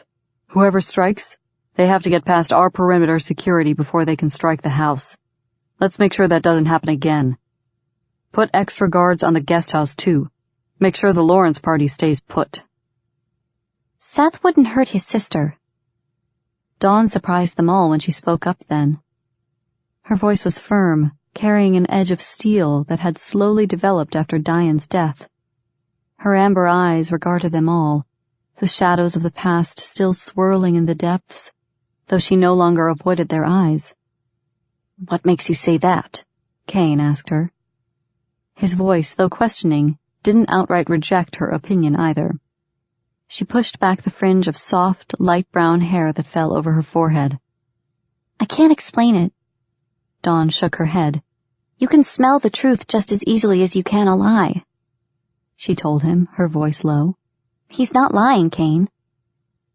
"He's not the only one here, either," Kane reminded her. "What about the others?" She seemed surprised that he asked her opinion. "I don't know about the others," she finally said, nervously. "Some people are easier to read." He nodded quickly. "Okay, you shadow the son then. I'll put others on the father and chauffeur. Let me know what you sense, Dawn. We're all in this together. We combine our strengths and weaknesses. That's how we'll survive." He was aware of Dawn's start of surprise, the slow confidence that built in her gaze as she watched him closely. But Shara's look was like a physical caress. She was thrown off balance by the way he handled Dawn, but he didn't agree with the others and their intention to shelter her through any and all of life's hardships. She had been kicked too hard and too often in the past. Protecting her now would only harm the woman slowly emerging from her shell. "That's it," Kane said decisively as they all rose to their feet. His gaze narrowed on his mate. "Except for you." He gave Shara a mocking, sardonic smile despite the growing arousal tightening his body. "I still need to talk to you." She lifted a brow. He hadn't spoken to her since the night before, but he had noticed her nervousness and irritability as the meeting progressed. She was so damned hot she was nearly blazing. He watched her now, his gaze touching on her swollen breasts, her nipples poking against the dark cloth of her uniform tank top, the way her gaze, when it touched upon him, turned hungry. No hungrier than his, though, he was certain. He was starving for the taste of her. His own lust had only increased since taking her the night before. The need for the unique, dark taste of her kiss was making him crazy. "Don't fight with her, Kane," Callan grumped as he moved to the door with the others. "We're having a hard enough time getting along with her." Shara clenched her teeth as she stared back at her pride leader. "That is not true," she snapped. Callan snorted. "Tell it to someone who doesn't have the scars from sparring with you, little sister. They might believe it." A small warning growl was her only response as Callan chuckled and left the room, leaving Kane alone with her. He had watched the byplay between brother and sister, seeing the affection, the familial bond between them, just as he shared one with Marinus. "What do you want?"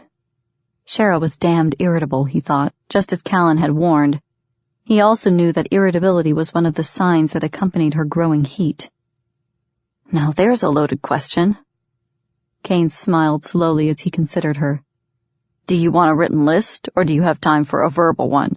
I could get rather descriptive verbally. She flushed. A wash of gentle pink flushed her face as she crossed her arms over her obviously sensitive breasts and watched him warily. She was equal parts innocence and seductress. It drove him crazy, seeing the fluid sensuality in each moment, yet the complete innocence of just how damned sexy she was as she watched with such wary surprise. He had fucked her the night before until she came, screaming into the cushions of the couch as her tight pussy clamped on his raging cock. He hadn't kissed her. He hadn't tasted the liquid heat that ran from between her thighs, and now he was starving for it.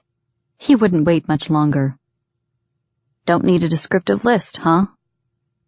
Kane asked regretfully as she continued to watch him with a flare of anger. Fine. My main complaint is your nocturnal habits, which so far haven't been a problem, but I need you to start sticking closer to the house at night instead of venturing into the mountain. Why? Shara shifted restlessly. Kane could see the refusal growing in her wary green eyes, the need for escape that was building in her body.